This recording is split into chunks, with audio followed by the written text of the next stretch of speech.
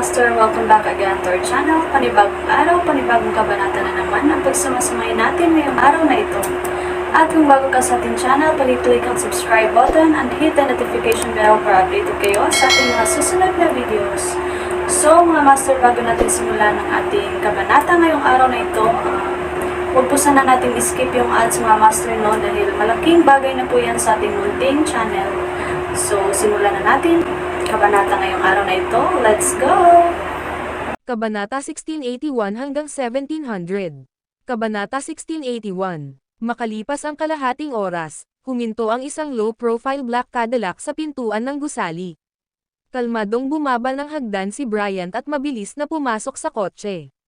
Mr. Bryant. Akmang aalis na si Cadillac, tumakbo si Soros sa gilid ng Cadillac at napahinto si Bryant ng nakangiti. Ibinaba ang bintana, at tumingin si Bryant kay Soros bago nagtanong, anong problema? Sa palagay ko nasaklon na natin ang lahat. Mr. Bryant. Inayos ni Soros ang kanyang mga iniisip at pagkatapos ay dahan-daang sinabi, alam mo, napipilitin akong gumawa ng mga desisyon para sa maraming bagay, kaya sana ay hindi ka magkaroon ng anumang mga opinyon tungkol sa aking karakter batay dito.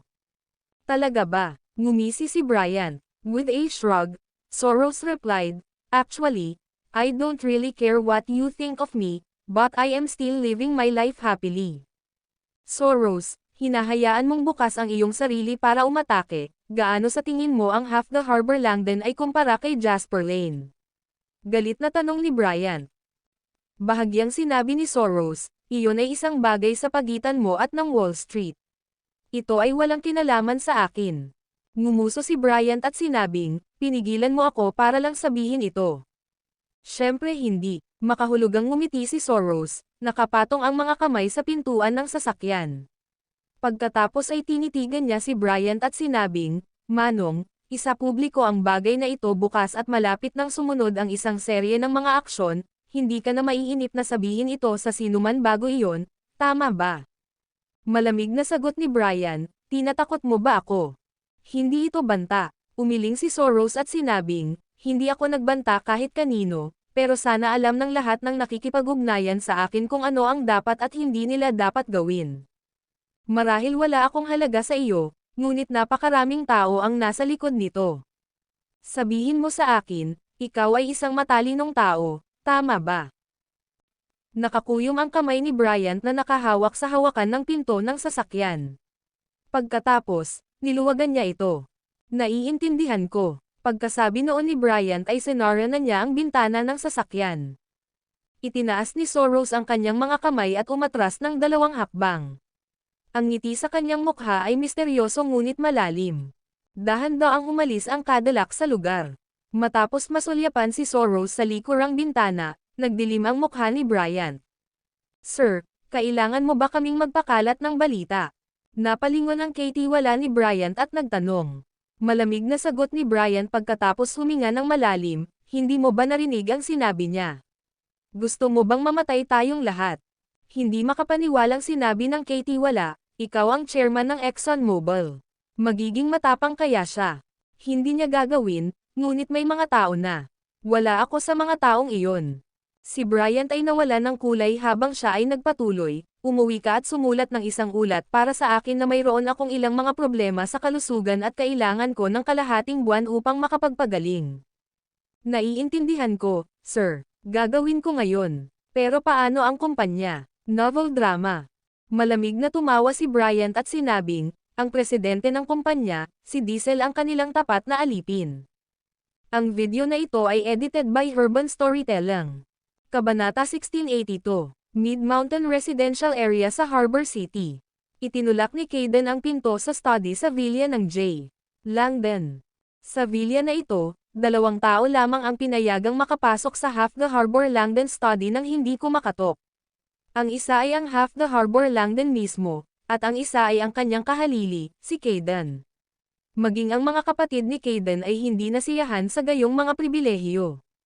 Nandito ka. Ang kalahati ng Harbor Langdon, na nagbabasa ng file, ay itinaas ang kanyang talukap, sumulyap kay Caden, at tahimik na sinabi, novel drama. Pare, naging maayos ang hapunan ngayong gabi pagkaalis mo, Pinauwi ko ang lahat ng mayayamang negosyante, ngunit hindi sila nangako. Umupo si Kayden sa tapat ng Half the Harbor Langdon at sinabing. Ang kalahati ng Harbor Langdon ay ngumiti, tinanggal ang kanyang salamin, at sinabi, ito ay normal, ngunit kahit na hindi mo sabihin, napatunayan na nila ang kanilang posisyon sa mga aksyon. Ngayon lang, nakatanggap ako ng tawag mula sa Estados Unidos ay matagumpay ang aming plano. Bahagyang nag-isip si Kayden at sinabing, okay lang ba na gawin natin ito? Hindi, at magkakaroon din tayo ng medyo malaking problema, direktang sagot ng Half the Harbor Langdon. So, nang makita ang pag-aalinlangan ng kanyang anak, malumanay na sinabi ng Half the Harbor Langdon, kapag magnenegosyo kami sa silangan ng lungsod o sa timog ng lungsod. Sa magkabilang panig magkasama dahil may problema sa mga tuntunin ng lakas. Mayroon ding problema sa silangan at timog na bahagi ng lungsod na hindi nagkakagusto sa isa't isa. Pero hindi ba tayo mga opportunista kung gagawin natin ito? Walang gana na tanong ni Kayden. Oo kami, pero ano? Hindi ito pinansin ng kalahati ng Harbor Langdon at diretsyong nagtanong, kung hindi maganda ang negosyo sa silangan ng lungsod, pupunta tayo sa timog ng lungsod. Kung hindi maganda ang negosyo sa timog ng lungsod, pupunta tayo sa silangan ng lungsod. Hindi tumitingin ang isang negosyante kapag nagnenegosyo sila. Pero ama, sinabi mo noon na mag-focus tayo sa pag-i-invest sa mainland market. Nag-aalangan pa rin si Kayden. Ang mainland ay mas makatotohanan kaysa sa mga negosyante. Ang kalahati ng Harbor Langdon ay kumikinang sa karunungan. Sinabi niya, ang mainland ay nangangailangan ng pamumuhunan, kailangan nila ng mga negosyante mula sa Harbor City o Summerland na mga mula sa ibang bansa tulad namin upang maibalik ang US dollars at mapalakas ang ekonomiya ng mainland. Sa ilalim ng gayong premise, ang mainland ay walang pakialam kung tayo ay kumilos ng mag-isa. Habang nakikipag-usap, ang Half the Harbor Langdon ay lumibot kay Kayden, tinapik siya sa balikat, at sinabing, Kayden, ikaw ang kahalili na aking nilinang, palagi akong nasisiyahan sa iyo sa lahat ng aspeto.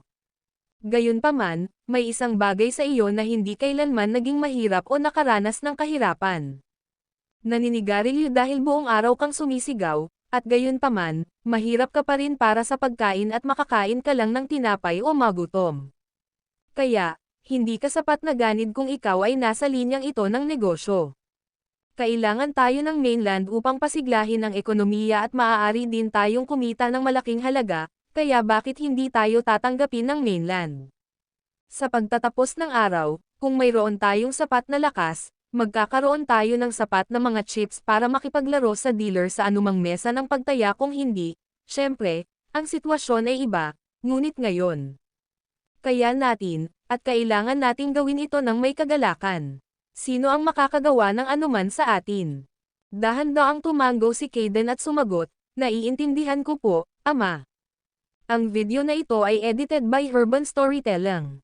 Kabanata 1683. Buti naman naiintindihan mo. Ang kalahati ng Harbor Langdon ay tinapik muli si Kayden sa balikat at sinabing, pagkatapos ng bukas, mas magiging mahirap ang ating buhay. Ihanda ang iyong sarili at sumama sa akin sa Estados Unidos bukas ng gabi. Nagbaba na ba tayo? Tanong ni Kayden. Masasabi mo na. Si Zachary ay nagdulot sa akin ng maraming gulo nitong mga nakaraang araw at inilagay niya ako sa isang napakahirap na sitwasyon. Kapag nangyari na ang kaganapan bukas, tiyak na magiging mas matindi ang kanyang mga pag-atake, kaya humiga muna tayo pansamantala. Ang pinakamahalagang bagay ay ang pagpapalitan ng mga pagbabahagi sa ExxonMobil. Ito ay magbibigay daan sa amin na makapasok sa pinakamalalim na antas ng matataas na uri sa Estados Unidos at ito ay magiging isang malaking tulong sa aming hinaharap na pag-unlad. Kailangan naming bumuo ng isang magandang relasyon sa Rockefellers lalo na. Ito ay makakaapekto kung maaari naming maabot ang isang tacit na pag-unawa sa mga Freemason. Okay. Nang marinig ni Kayden ang salitang Freemasons, kumislap ang mga mata niya at tumugon habang nagngangalit ang mga ngipin at tumatango. Tumakbo ka na ngayon. Kinabukasan, gin-icing ni Greg si Jasper habang himbing pa rin ang antok. Mr. Lane. Binuksan ni Jasper ang pinto at tumingin kay Greg, na mukhang nahihiya habang nakatayo sa labas ng pinto. Tinanong niya, ano ang problema? Alam niya na hindi darating si Greg upang matakpan ang kanyang pahinga maliban kung mayroon siyang partikular na kagiat na bagay.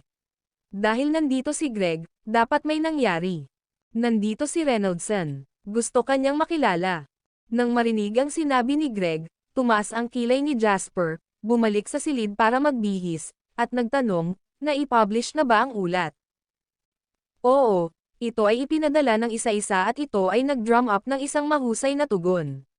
Karamihan sa mga taga-Finland ay tinanggihan ang planong ito sa pagkuha, galit na sabi ni Greg, novel drama.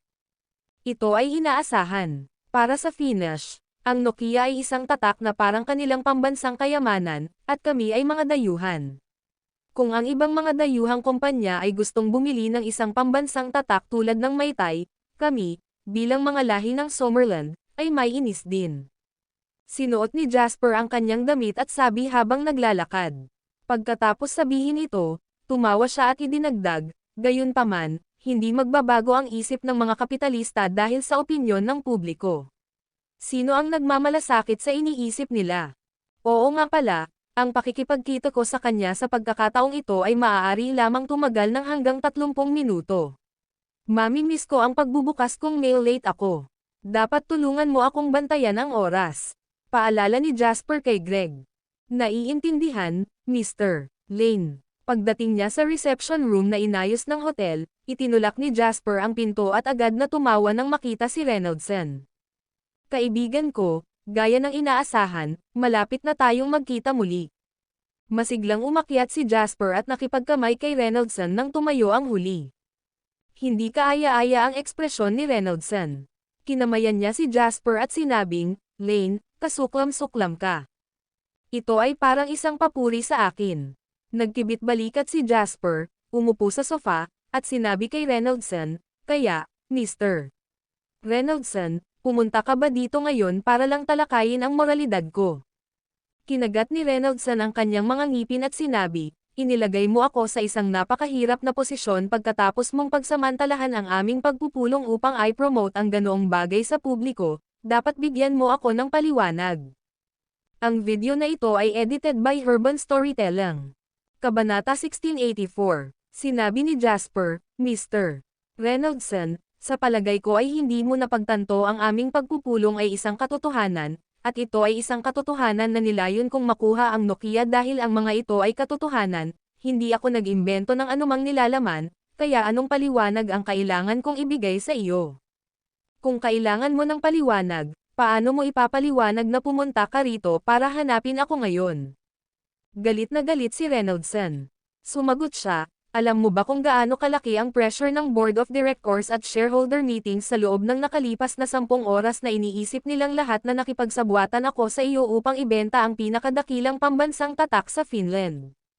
Abat isa ka lang high-end wage earner, kahit may mga shares ka, maliit lang sila kung may gustong makipagsabwatan sa mga major shareholders sa Board of Directors. Retorikong tanong ni Jasper.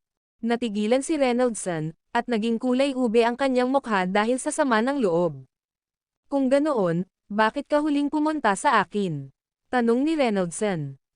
Para sa isang chat, syempre, ito ay upang matukoy kung ako ay magtatagumpay o hindi.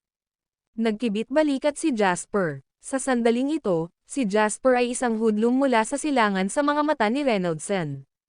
Lane, hindi ko alam kung ito ang iyong diskarte sa negosasyon, ngunit dapat kong sabihin sa iyo na kung gagawin mo ito ay magpapaliit lamang ng iyong mga pagkakataon na magtagumpay.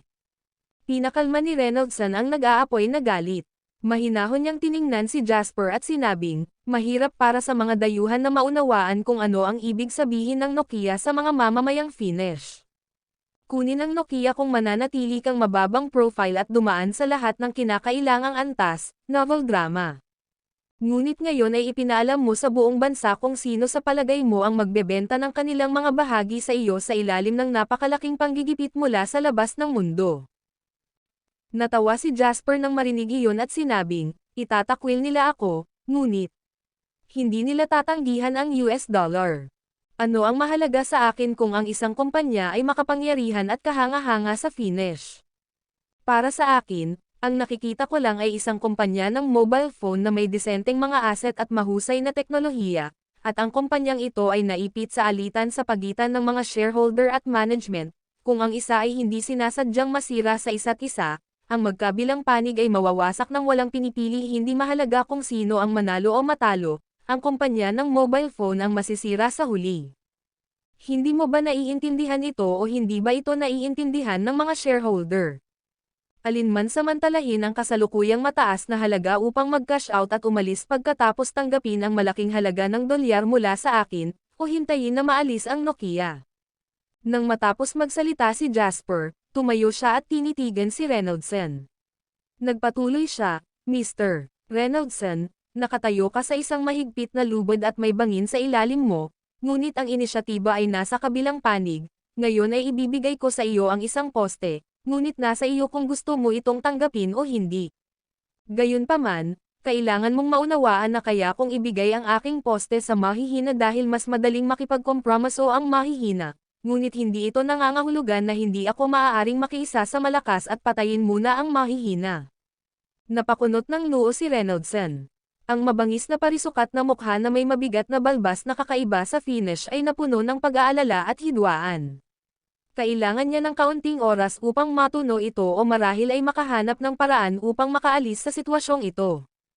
Hindi naman nagmamadali si Jasper. Sa tansya niya, humigit kumulang 20 minuto na ang lumipas, ibig sabihin ay mayroon pa siyang 10 minuto para makasama si Reynoldson. Sa wakas ay nakuha ni Jasper ang mataas na kamay sa negosasyong ito, at ayaw niyang magulo sa oras na ito. Hindi alam kung gaano katagal ang lumipas, ngunit nang naiinip na si Jasper, nagsalita si Reynoldson. Lane, paano mo sinisigurado ang tagumpay natin? Sinabi mo na ako ay isang manager lamang at ang aking koponan at ako ay nagmamay-ari ng napakakaunting mga bahagi sa Nokia. Tanong nito na ikinatawa ni Jasper sa kasiyahan. Ang video na ito ay edited by Urban Storytelling. Kabanata 1685. Kami. Gusto ko ang pamagat na ito. Hiniling ni Jasper kay Reynoldson na umupo ng buong pagmamahal at nagpatuloy. Ayon sa kasalukuyang sitwasyon, ang chairman ng Nokia na si Ingvar ay may hawak na 9.6% ng mga pagbabahagi, ngunit siya na ang pinakamalaking individual na shareholder, ngunit siya ay ganap na nasyonalista, kaya malamang na hindi siya papayag na ibenta ang kanyang mga bahagi. Mayroon ding Finland National Telecommunications Group, na may hawak ng 11% ng Nokia. Sa dalawa pang pinakamalaking collective shareholder, ang isa ay ang Union ng Manggagawa na may hawak na 9.2%, at ang isa ay ang Finland National Social Security Fund, na may hawak na 22%. Ang ilang iba pang mga pagbabahagi ay nakakalat sa mga kamay ng mga individual o iba pang mga kumpanya, ngunit karamihan sa kanila ay mga lokal sa Finland samantala, humigit kumulang 30% sa kanila ay nagpapalipat-lipat sa stock market. Hindi nagulat si Reynoldson na malalaman ni Jasper ang impormasyong ito. Dahil totoong nilayo ni Jasper na makuha ang Nokia, ito magiging kakaiba para sa kanya na hindi malaman ang tungkol dito. Oo, ang pinakamalaking kolektibong shareholder ay ang National Social Security Fund, ngunit hindi sila nakikilahok sa anumang paggawa ng desisyon o operasyon. Nang makitang mabilis na nagbago ang tungkulin ni Reynoldson at sinimulan na niyang tulungan si Jasper, ngumiti si Jasper at sinabing, "Oo, ngunit maaari nating ipaglaban ang Union ng Manggagawa at ang bahagi ng National Telecommunications Group." Ang Union ng Manggagawa ay hindi madaling harapin, sabi ni Reynoldson. Sa mga bansa sa kanluran, ang Union ng Manggagawa ay isang napakagulong organisasyon. Ang iba't ibang mga tagapagtanggol ng karapatan ay makikipag-usap sa mga may-ari ng negosyo at magwawelga kung hindi sila nasiyahan. Bilang isang pangulo, si Reynoldson ay naiinis sa Union. Madaling makitungo sa isang organisasyon kapag maraming tao ang maaari nating kausapin. Ang kuta ay madalas na nasira mula sa loob. Tumawa si Jasper at sinabing, ang Union ng Manggagawa ng Nokia ay sumusunod sa Union ng Pambansang Manggagawa, na mayroong 11 kinatawan. Kabilang sa kanila, 3 mga kinatawan lamang ang nagtatrabaho sa Nokia habang ang iba pang 8 mga tao ay hindi makakakuha ng anumang mga benepisyo mula sa Nokia. Paano kung bigyan ko sila ng sapat na mga benepisyo upang bumoto sila ng naaangkop pagdating ng panahon? Hindi makapaniwalang tumingin si Reynoldson sa binata mula sa Summerland. Sinabi niya, kung gagawin mo ito at mahuli, Ito ay mabibilang na panunuhol at mapupunta ka sa bilangguan. Halos humagalpak ng tawa si Jasper. Ang lalaking Finnish na ito na may malaking balbas ay talagang bata at cute. Hindi mahalaga, haharapin ko ito, kaya hindi mo kailangang mag-alala tungkol dito. Para sa National Telecommunications Group, ito ay mas simple na bigyan sila ng interes na mas mahalaga kaysa sa mga bahagi ng Nokia sa kanilang opinyon. Nang matapos itong sabihin ni Jasper, nakita niyang biglang pumasok si Greg, sabik na iminuwestra ang sarili. Sinulyapan ni Jasper ang oras ng hindi namamalayan. 2 minuto na ang nakakalipas simula nang magbukas. Biglang tumayo si Jasper at sinabi kay Reynoldson, "Mr. Reynoldson, may mga bagay akong kailangang asikasuhin kaagad para makausap niya ako." Bagamat naguguluhan si Reynoldson, sumagot pa rin siya, "Okay lang, kakausapin ko siya tungkol sa ilang mga detalye." Paumanhin. Inaasahan ko ang aming susunod na pagkikita. Matapos makipagkamay kay Reynoldson, nagmamadaling lumabas si Jasper, novel drama. "Mr. Lane, may nangyaring mali." Unang pangungusap ni Greg na ikinakunot ng noo ni Jasper. Mabilis siyang pumunta sa silid at sinabing, "Sabihin mo sa akin ang mga pangunahing punto na dapat mong puntahan si Reynoldson kapag tapos ka na." Ang kapital ng Wall Street ay biglang nagtagal ng may malalaking halaga at naglalagay ng presyon sa lahat ng aming mga maikling posisyon. Ang mga presyo ng stock ay tumaas at hindi na namin kayang hawakan ang lahat ng tao sa bansa. "Ano ang ginagawa ni Jake at ng team?" tanong ni Jasper. Ang video na ito ay edited by Urban Storytelling. Kabanata 1686. Ginawa nila, ngunit hindi nila ito mapigilan. Sa pagkakataong ito, hindi lang ang Wall Street capital ang lumahok din. Sa ikalawang pagbukas ng merkado, inihayag ng ExxonMobil na matagumpay itong naabot ang isang kasunduan sa cross-shareholding sa Fongrop ng Harbor City ay bibigyan ng ExxonMobil ang Fongrop ng 25% ng mga bahagi nito bilang kapalit. Ang Fongrop ay maglilipat ng 27% ng kanilang mga bahagi sa ExxonMobil. Ang mga salitang iyon ang dahilan ng paghinto ni Jasper sa kanyang kinatatayuan. 2 minuto na ang nakalipas mula noong pagbubukas, ano ang nangyayari sa sentro ng kalakalan ng Harbor City? Tanong ni Jasper. Napabuntong hininga si Greg at sinabing, "Nasira ito." Nahati ang buong Harbor City Trading Center. Kinuha ni Caden ang hindi bababa sa 2/4 ng mga pondo at pumanig sa Wall Street, habang kinuha ni Henry ang natitirang 1/4 ng mga pondo at nagbukas ng isa pang larangan ng digmaan. Ngayon, nakikipagtulungan siya sa domestic attack laban sa Wall Street. Maging si Jasper ay nakaramdam ng paninikip sa kanyang dibdib sa mga sandaling ito. "Jasper, nakakatakot ang hitsura mo. Gusto mo bang tumawag ng doktor? Hindi ka maaaring mag-collapse sa sandaling ito." Pinagmasdan ni Greg ang mukha ni Jasper na naging mapotla, saka nagmamadaling sinabi, "Novel drama." Itinaas ni Jasper ang kanyang kamay para pigilan si Greg na tawagan ang mga serbisyong pang-emerhensya at sinabing, "Makinig, hindi ako makakapunta saan man ngayon, kailangan kong bumalik sa silid para idirekta sila. Pumunta ka at kausapin muna si Reynoldson, maaari kang gumawa ng ilang mga konsesyon sa mga maliliit na detalye, ngunit hindi ka makakapag-concede sa mga may prinsipyong mga kadahilanan, sabihin mo na wala kang awtoridad. Harapin mo ito at kailangan mo ng pahintulot ko. Alam ko ang katawan ko. Medyo irritable lang ako pag hindi ako pumunta sa oras na ito, mawawala ang akumulasyon ng kabisera ng Summerland." Greg. Hinawakan ni Jasper ang palso ni Greg at nagpatuloy sa malalim na boses, "Makakatiwalaan lang kita ngayong nasa Finland na tayo. Kaya, dapat mong hawakan ng maayos ang iba pang mga bagay." Greg reared his teeth with red eyes. Pagkatapos, tumanggo siya ng mariin at sinabing, "Alam ko, huwag kang mag-alala." Mabuti. Tinulak ni Jasper si Greg palabas ng elevator at pinindot ang button para isara ang mga pinto. Pagkasara ng pinto ay dumiretso ang elevator sa sahig ni Jasper. Pumasok siya sa kwarto at isinara ang pinto. Sa sandaling ito, isang mabilis na alarma ang tumunog mula sa computer. Isa itong early warning device na naset up ni Jasper noon pa man. Kapag ang mga posisyon ay umabot sa isang mapanganib na antas, ang alarma ay tutunog. Hinati ito ni Jasper sa 3 antas, ngunit ngayon, tumunog ang alarma na parang masisira. Hindi lang iyon, may mga tuloy-tuloy na video requests mula kay Jake. Ang mga tawag na ito ay maraming beses na mas apurahin kaysa sa mga tawag noon. Nakaupo sa harap ng computer, huminga ng malalim si Jasper at nag-click sa video call. Bumalik na ako. Matapos ang maikling pahayag, agad na napaluha si Jake, na nag-aalalang lumabas sa screen habang pawisan. Mr. Lane ay bumalik. Napalingon si Jake at sumigaw sa likod niya. Pagkatapos, narinig ni Jasper ang dumadagandong na tagay mula sa kanyang likuran. Sa wakas ay napagtanto ni Jasper na lingid sa kanyang kaalaman, siya ay naging isang Diyos sa ilang mga puso.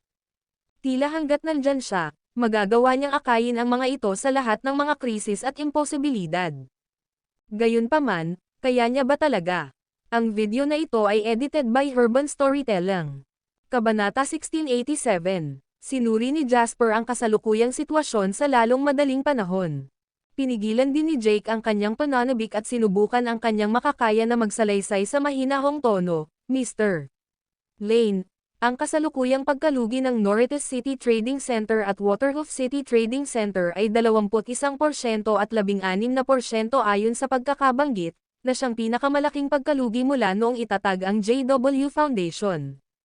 Ang bahagi ng Harbor City ay hindi pa rin maabot. Ang alam natin ay ang Harbor City ay ganap na nahati. Kinawayan ni Jasper ang kanyang kamay para pigilan si Jake na ipagpatuloy ang kanyang report sa Harbor City.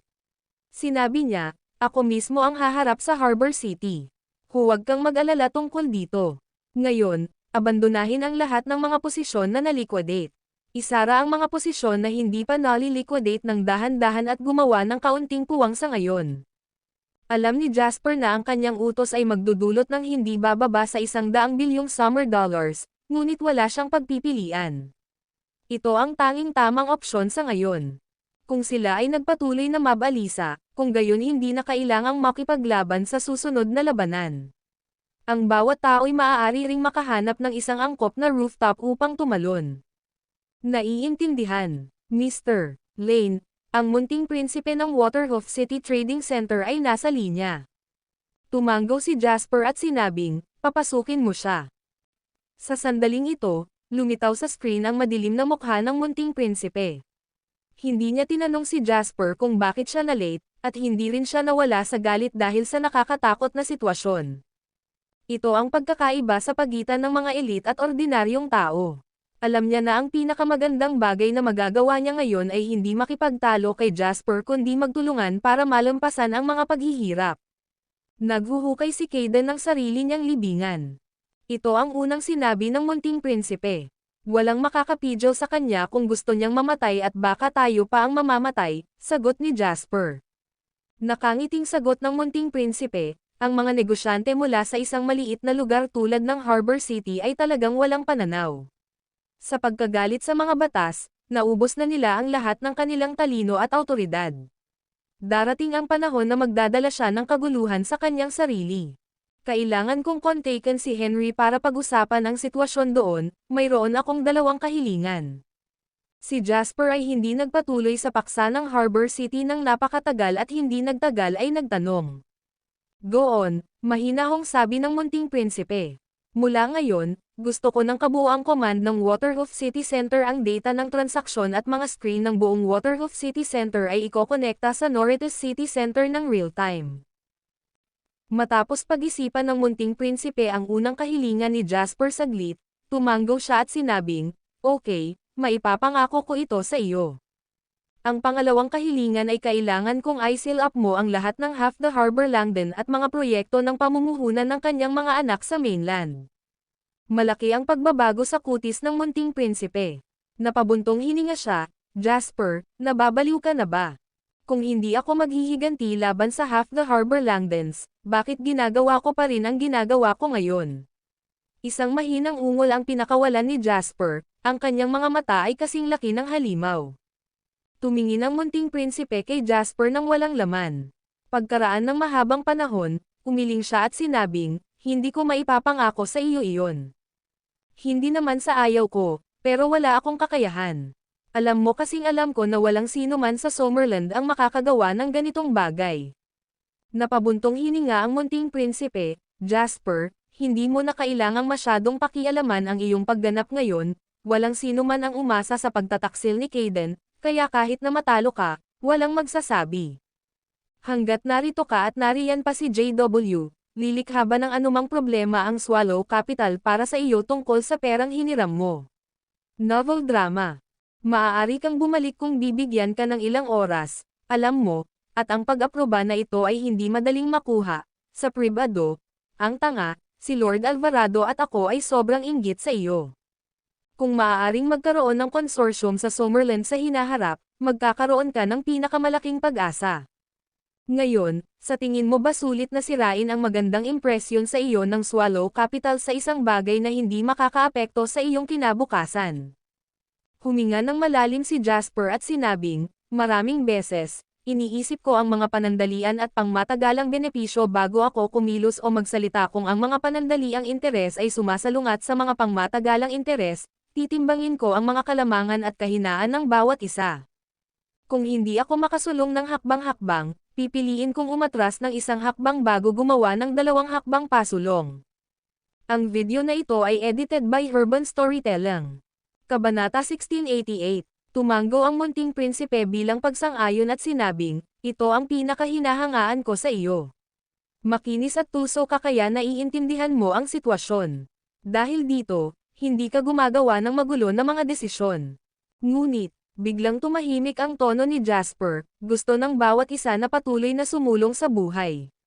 Kung Yuyuko at Yumoko ang isang tao para pasayahin ang interes ng lahat ng partido para lang mabuhay sa mga bitek para sa kalaunan ay maging body of the greatest interest, eventually, lampas na sila sa kanilang prime at baka mapagod na ang isip nila.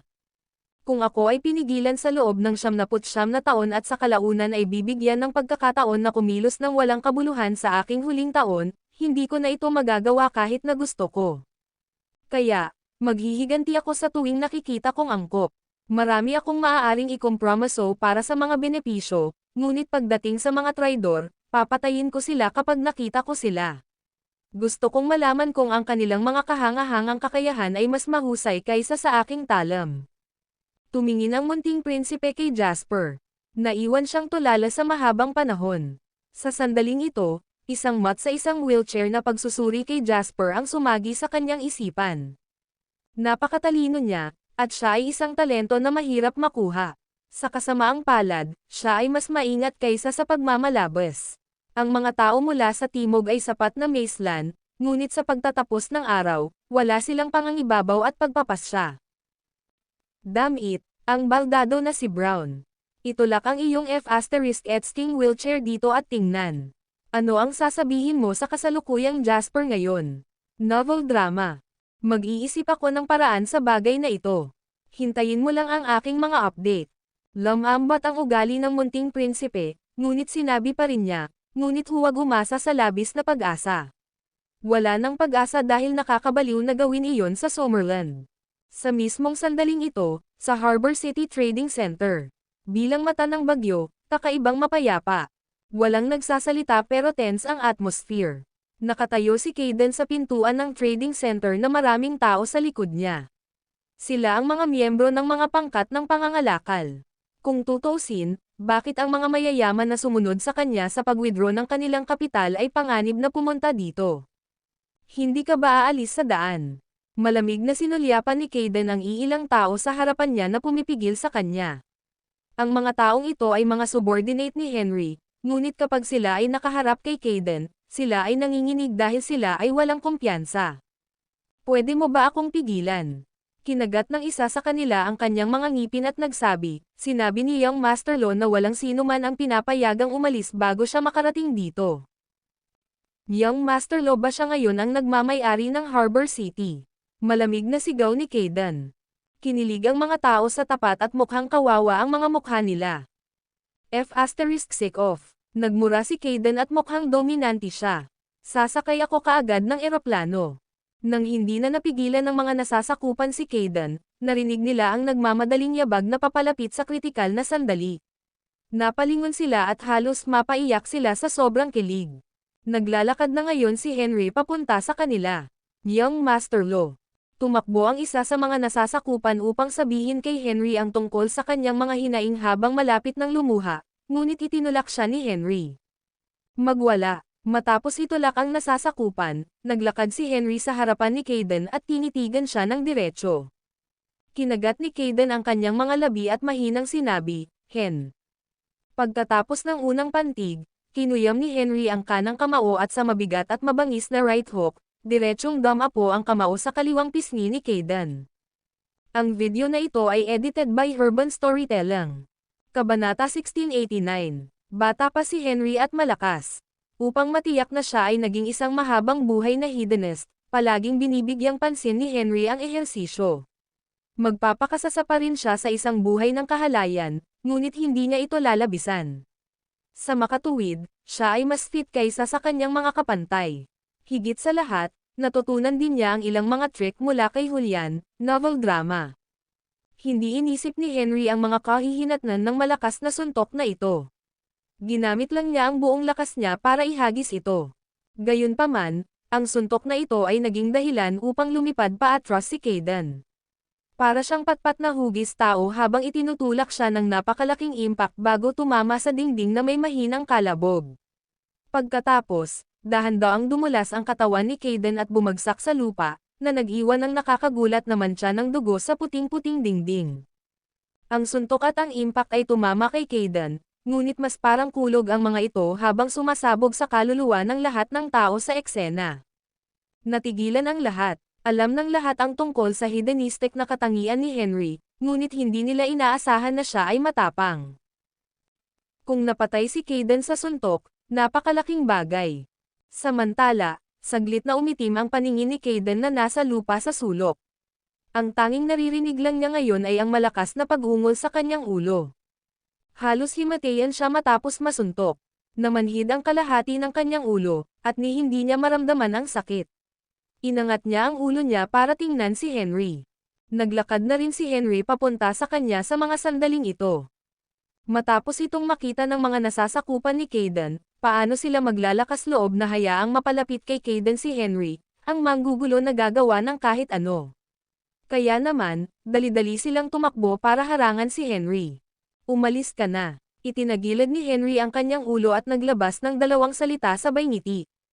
Ang kanyang hitsura at ugali ay katulad noong sinabi ni Kayden sa kanyang mga nasasakupan na umalis, ngunit ito ay mas mayabang at tahasang. Nagkatinginan ang mga nasasakupan. Bagamat natakot sila kay Henry, hindi agad nila ito itinulak palayo. "Young Master Lo, please have some respect." Nakangiting sabi ng isa sa mga bodyguard na sumunod kay Kayden sa loob ng mahigit isang dekada. Gayunpaman, bago niya natapos ang sasabihin ay malamig na tumingin sa kanya si Henry. "Sino ka at bakit ka karapat-dapat sa aking paggalang?" Naging berde ang mukha ng bodyguard at saka namutla, puno rin ng hiya ang mga mata. Kinagat niya ang kanyang mga ngipin at sinabing, "Young Master Lo, kapag may nangyari kay Mr. Langdon, hindi mo rin ito kakayanin. Bakit kaya ng asong tulad mo ang magdikta kung kakayanin ko ang isang bagay?" Pagkasabi noon ni Henry ay naikuyom ng bodyguard ang kanyang mga kamao habang bahagyang nanginginig ang kanyang katawan. Mahigit 10 taon na niyang kasama si Kayden at ang karamihan sa mga tao sa labas ng mundo ay tinatrato siya na parang bahagi rin siya ng mga J. Langdon. Ang bawat tao'y magbibigay sa kanya ng ilang antas ng paggalang saan man siya magpunta. Gayunpaman, pagkatapos ng sinabi ni Henry ngayon, siya na nag-aakalang mayroon siyang ilang katayuan, ay agad na naunawaan na siya ay aso pa rin sa mga mata ng mga matataas na uri na ito. Sa sandaling ito, pilit na tumayo si Kayden. Dumudugo ng husto ang kanyang bibig at ilong, at iniangat niya ang kanyang ulo para tingnan si Henry ng malamig. "Mayroon ka bang mga bola para matalo ako hanggang mamatay? Binabugbog ka hanggang mamatay." Natawa si Henry ng baliw at hinawakan ang kwelyo ni Kayden para buhatin siya. Nagpatuloy si Henry, "Gusto kitang tadteren ng husto." Sumili ang ngiti sa dugong mukha ni Kayden. Aniya, gayunpaman, maaari mo lamang itong guni-gunihin. Lalong tumindi ang pamatay na tingin sa mga mata ni Henry. Sa pagkakataong ito, gusto na niyang masakal hanggang mamatay si Kayden. Gayunpaman, alam niyang hindi niya ito magagawa. Ang video na ito ay edited by Urban Storytelling. Kabanata 1690. Kapag ginawa niya iyon, hindi lang mawawalan ng kontrol ang mga bagay, kundi matatapos din siya. Walang silbi ang sino mang magtangkang protektahan siya. Hehe, gusto mo ba akong patayin? Nakita ni Kayden ang nakamamatay na tingin sa mga mata ni Henry. Bagamat saglit na mabigat ang kanyang ulo dahil sa matinding sakit, unti-unting lumilinaw ang kanyang iniisip. Hindi ka maglakas loob. Kinagat ni Henry ang kanyang mga ngipin at sinabing, huwag mo akong irita, papatayin talaga kita. Ngumuso si Kayden. Ang kanyang banta ay kapaki-pakinabang kapag nakadirekta sa mga ordinaryong tao, at ito ay kapaki-pakinabang din para kay Henry noong siya ay novel drama. Kumikilos ng normal. Gayunpaman, siya ay isang hedonist na lampas sa pangangibabaw. Kung talagang na-trigger siya, papatayin niya talaga si Kayden. Hindi naramdaman ni Kayden na sulit na ipagpalit ang kanyang buhay para kay Henry. Kaya naman, tumigil si Kayden sa pag-egg kay Henry. Bitiwan mo ako dahil hindi mo ako kayang pigilan, tapos ngayon na sinuntok mo ako para ilabas ang galit mo. Nagpumigla si Kayden na maglakad papunta sa bodyguard niya na agad namang inalalayan si Kayden. Matapos tingnan si Henry, pinunasan ni Kayden ang dugo sa kanyang mukha at sinabing, "Lo, you got balls, this is the first time I've been bugged like this. We will take this slow and I will take revenue on you." Pagkasabi nun ay tumalikod na si Kayden para umalis sa tulong ng bodyguard. Pagkatalikod niya ay sinundan agad siya ng malaking paa ni Henry. Matigas na dumaong ang paa niya sa ilalim ni Kayden, nag-iwan ng size 11 na print ng sapatos. Samantala, natigilan si Kayden at napasubsob siya sa mukha. Huminto lang siya pagkatapos mag-slide pasulong ng ilang metro. Lumapit si Henry, tinapakan ang likod ni Kayden, at tinitigan si Kayden ng nakangisi. "Hoy, anak ng Ab Asterisk. Karaniwang ayaw kong masaktan ka dahil anak ka ng half the harbor Langdon, pero ngayong naging traidor na kayong dalawa at pinagsaksak kami sa likod namin, umaasa ka pa bang igagalang kita? Hindi mo ba nakikita ang sitwasyon ngayon na matapang ka pa ring nakikipag-usap sa akin? Hinahanap mo bang mamatay? Ngayon, ipapaliwanag ko sa iyo ng malinaw para marinig mo ako. Oo, hindi kita kayang patayin ngayon, ngunit maaari pa rin kitang masaktan ng husto na kailangan mo ng isang tao na maghahatid sa iyo mula dito. Ikaw at ang iyong ama ay handa na maging aso para sa mga dayuhan at umaasa ka pa rin sa iyo pagkatapos kong bugbugin ka. At saka, hindi kita papatayin ngayon dahil gusto kong makita kang mamatay ng lubusan para sa mga mots na tulad mo at ng iyong ama, mas masakit para sa iyo na mawala ang lahat ng iyong pera kaysa patayin ka, hindi ba?" Tinadyakan ni Henry ang likod ni Kayden. Matapos sumigaw sa sakit ang huli, ngini siya ni Henry, "Ipinagkanulo mo ang iyong bansa para sa kaluwalhatian. Gusto kong makita kung paano kayo mamatay. Bakit hindi ka nakipagkamay sa iyo master?" Matapos isigaw iyon ni Henry, hindi man lang nangahas ang mga bodyguard na huminga ng napakalakas. Inangat nila ang gulo patungo kay Kayden at umalis sa eksena ng mabilis hanggat kaya nila. Pagkaalis ng mga taong ito, naging tahimik ang sentro ng kalakalan. Gayunpaman, marami pa ring mayayamang negosyante at kawani ang piniling manatili. Lahat sila ay sabik na nakatingin kay Henry. Matapos huminga ng malalim, bahagyang kinuyam ni Henry ang kanyang kamao. Walang nagsabi sa kanya kung ano ang gagawin ngayon. At walang nagsabi sa kanya kung ano ang sasabihin. Isa siyang hedonist na marunong lang manggulo, pero ngayon, sarili na lang niya ang maaasahan niya para magawa ang mga bagay-bagay. Nais niyang panatilihin ang laman at dugo ng sentro ng kalakalan ng Harbor City hanggat maaari. Kung tutuusin, baka makatulong kay Jasper kahit konting halaga lang. Lahat, dahan-daang bumantong hininga si Henry at sinulyapan ang lahat ng naruroon na may seryosong ekspresyon. Hindi ko alam kung paano mag-sweet talk. Ang video na ito ay edited by Urban Storytelling. Kabanata 1691. Pagkatapos ng tatlong pangungusap na iyon, naging masigasig ang karamihan sa mga taong naruroon. Matalino ang mga taong ito, at handa silang lumaban para sa kanilang sariling kapakanan. Ang pagsunod kay Kayden ay katumbas ng pagtayo sa gilid ng Wall Street mula sa kanluran, kung saan ang kabisera at ang kabuoang lakas ay mas malakas. Sa kaibahan, ang Harbor City ay nasa isang ganap na kawalan sa mainland.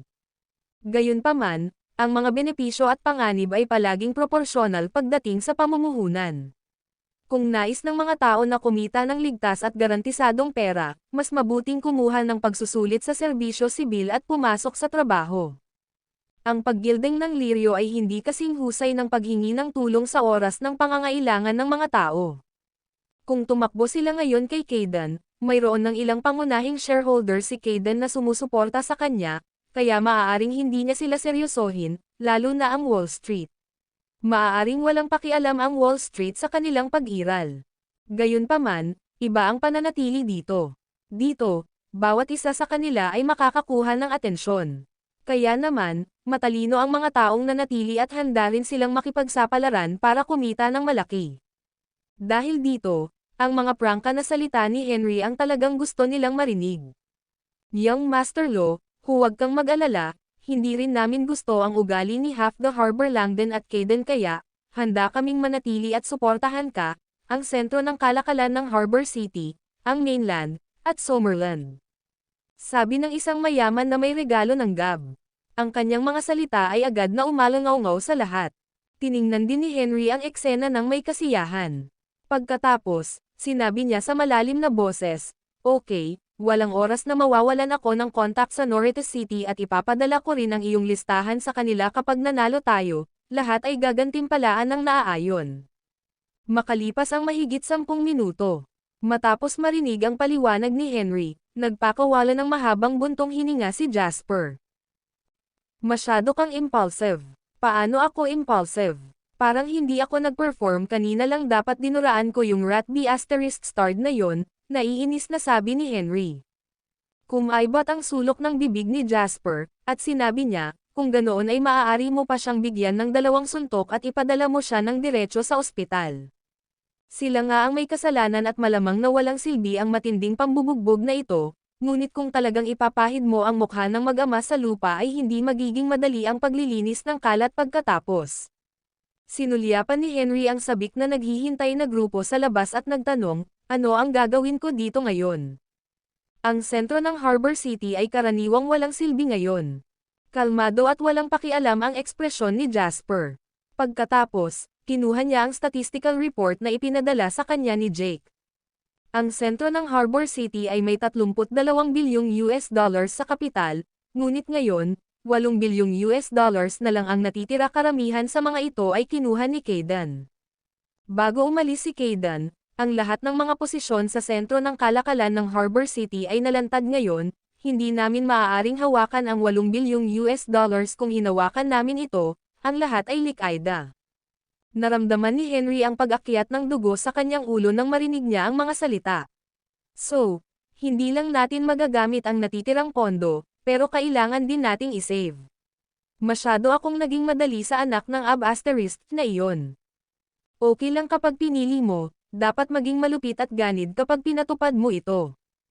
Malamig na ngumiti si Jasper at nagpatuloy, dapat mong pakalmayan ang mga tao doon.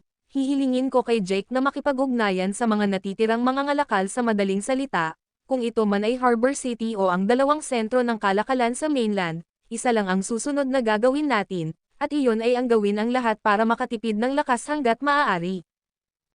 Grabe ba talaga ang sitwasyon ngayon? Tanong ni Henry na nagngangalit ang mga ngipin. Nawawalan tayo ng higit sa 1 bilyong US dollars sa bawat oras na ito ay magiging isang walang pag-asa na sitwasyon. Natapos magsalita si Jasper at ibinaba ang tawag. Habang pinakikinggan niya ang dial tone sa pamamagitan ng receiver, naikuyom ni Henry ang kanyang mga kamao. Saglit siyang nag-isip at agad na tinawagan ang ama. Dad, ano ang dapat nating gawin ngayon? Hindi naman siya naglabas ng masyadong kalokohan. Alam ni Henry na dapat alam ng pamilya ang kasalukuyang sitwasyon. Sure enough, hindi masyadong nagtanong si Zachary. Nagmuni-muni lang siya saglit, bumantong hininga, at sumagot, kakausap ko lang si Jasper 5 minutes ago, sa tingin ko tama ang mga pananaw at gawin niya ngayon. Alam ko, pero Dad, matatalo ba tayo ng ganon-ganon lang? Walang gana na sabi ni Henry. Kami ang mga batas kung kailangan nila ng pera, ang aming pamilya ay may pera, hindi mo ba makukuha ang iyong mga ipon sa pagre-retiro at tulungan siya? Sabi ni Henry habang nakakaramdam ng asar. Natuwa si Zachary at tinanong niya, hindi ka ba natatakot na mawala ang lahat ng kayamanan natin kung susundin mo si Jasper? Ano ang dapat katakutin? Nina si Henry at sinabing, ngayon, ang aming pamilya ay lubos na nakatali sa kanya na iniisip ng mga tagalabas na kami ay isa na kapag si Jasper ay natapos, ang aming negosyo ay hindi rin tatakbo sa hinaharap. Si Jasper ay hindi na ang maliit na negosyante na nangangailangan ng mga batas upang pangalagaan siya. Ang kanyang impluwensya ay nasa parehong antas na gaya natin. At, ito ang unang pagkakataon na nakita ko siyang mahinang-hina. Hindi ko alam kung bakit, pero gusto ko lang siyang tulungan. Parang madilim ang tono ni Henry nang sabihin ang huling pangungusap. Natutuwa akong masabi mo ito. Matagal bago dumating ang mga sinabi ni Zachary. Pinapatunayan nito na hindi ka na tulad ng dati, ngunit pinatutunayan din nito na hindi ka pa mature sa ngayon at malayong matugunan ang mga kinakailangan para maging kahalili ng mga batas. Kwalipikado ka ng maging anak ni Zachary Lo at ng iyong lolo, ngunit upang maging kahalili ng mga batas, kailangan mong isaalang-alang ang mga batas sa kabuuan. Alam mo ba kung sino ang nasa likod ng Wall Street sa oras na ito? Ngumuso si Henry, hindi ba't napakatandang umutot sa Quantum Fund? Siya ay isang senior trader lamang na nakatayo sa front desk, novel drama. Ang mga tunay na tao sa likod ng mga eksena ay lahat ng kabisera ng Wall Street. Maaaring ito ay ang gobyerno ng Estados Unidos o kahit na ang mga Freemason. Hindi mo sila makokontak sa ngayon, sa madaling salita, dapat mong malaman na maaari silang kumuha ng higit sa 10 trilyong US dollar sa anumang sandali at saan man upang ibenta ang buong pamilya ng Lo sa isang pakete. Magkano ang halaga natin sa kanila? You should retreat first, that's the only way. Natapos magsalita si Zachary at ibinaba na ang telepono. Ibinaba ni Henry ang telepono pagkaraan ng mahabang panahon. Tuluyan na siyang nanlumo. Sa unang pagkakataon sa kanyang buhay, naramdaman niya kung gaano kaina ang kanyang pagkatao bilang Young Master Lo. Sa unang pagkakataon, naramdaman niyang hindi niya kayang lutisin ang mga isyong dulot ng maraming tao at bagay sa mundong ito sa pagkakakilanlan niya bilang Young Master Lo. Sa ngayon, wala pa siyang mga kwalipikasyon para mamagitan. Ang video na ito ay edited by Urban Storytelling. Kabanata 1692. Ang pagkakanulo sa sentro ng kalakalan ng Harbor City ay nagbigay ng matinding saksak sa likod ng dati nang walang katiyakang kabisera ng Summerland. Nang mapansin ito ng labas ng mundo, sumabog ang pandaigdigang bilog sa pananalapi. Ang ganitong uri ng panrehiyong pagtataksil ay napakabihirang, ngunit ito rin ay malamang na mangyari.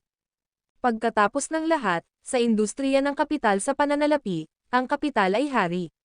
Walang dahilan para samahan ng mga tao ang isang natalong manlalaro upang ipagpatuloy ang laro. Siyempre, kung may pagkakataon, tatayo sila sa likod ng nagbebenta at mag-aani kung saan hindi pa naghahasik. Ito ay pinakadirektang makikita sa stock market ng Estados Unidos. Hindi mabilang na halaga ng kapital ang bumubuhos ng baliw para mahaba. Sa sandaling ito, ang napakalaking asset ng Summerland Capital ay parang isang piraso ng mabangong cake. Naglalaway ang lahat at gustong kumagat. Gayunpaman, sa harap ng gayong sitwasyon, ang pangunahing lakas ng kabisera ng Summerland, ang JW Foundation, ay gumawa ng hindi inaasahang desisyon. Ang aplikasyon sa United States Securities Regulatory Commission para sa patakaran sa proteksyon at pagsasara ng mga dayuhang institusyon sa pagkakataong ito ay sumusunod sa mga nauugnay na batas at regulasyon ng securities ng United States, at hindi ito basta-basta na hakbang. Sa halip, ito ay isang panukala sa pagprotekta sa sarili batay sa kasalukuyang abnormal na pagbabago sa stock market ng Estados Unidos upang protektahan ang mga mamumuhunan. Kalmado at makapangyarihan ang pananalita ni Jake habang nakatayo sa harap ng mga mikropono at kamera na siksikan. Ito ay isang kagyat na press conference na ginanap ng JW Foundation. Ang press conference ay mayroon lamang isang paksa ng talakayan, at ito ay tungkol sa aplikasyon ng JW Foundation sa United States Securities Regulatory Commission para sa proteksyon at pagkandado ng mga dayuhang institusyon kalahating oras na ang nakalipas. Nilalayo ng patakarang ito na pangalagaan ang mga dayuhang pondo sa merkado ng kapital ng Estados Unidos at pansamantalang ikulong ang mga ito kapag nakatagpo sila ng malalaking panganib.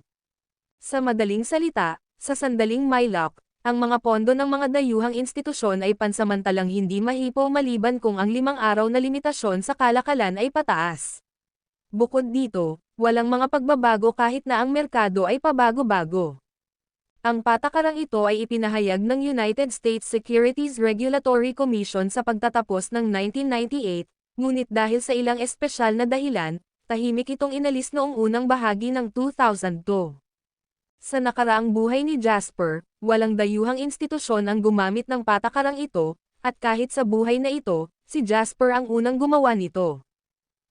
Mr. Cullen, nangangahulugan ba ito na ang fund pool ng JW Foundation ay nahaharap na sa malaking panganib ng pagpuksa dahil nag-a-apply ang JW Foundation para sa pansamantalang lock-up sa US Securities Regulatory Commission?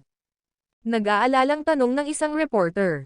Napasulyap si Jake sa reporter at nakita niyang reporter ito mula sa Sunrise Land.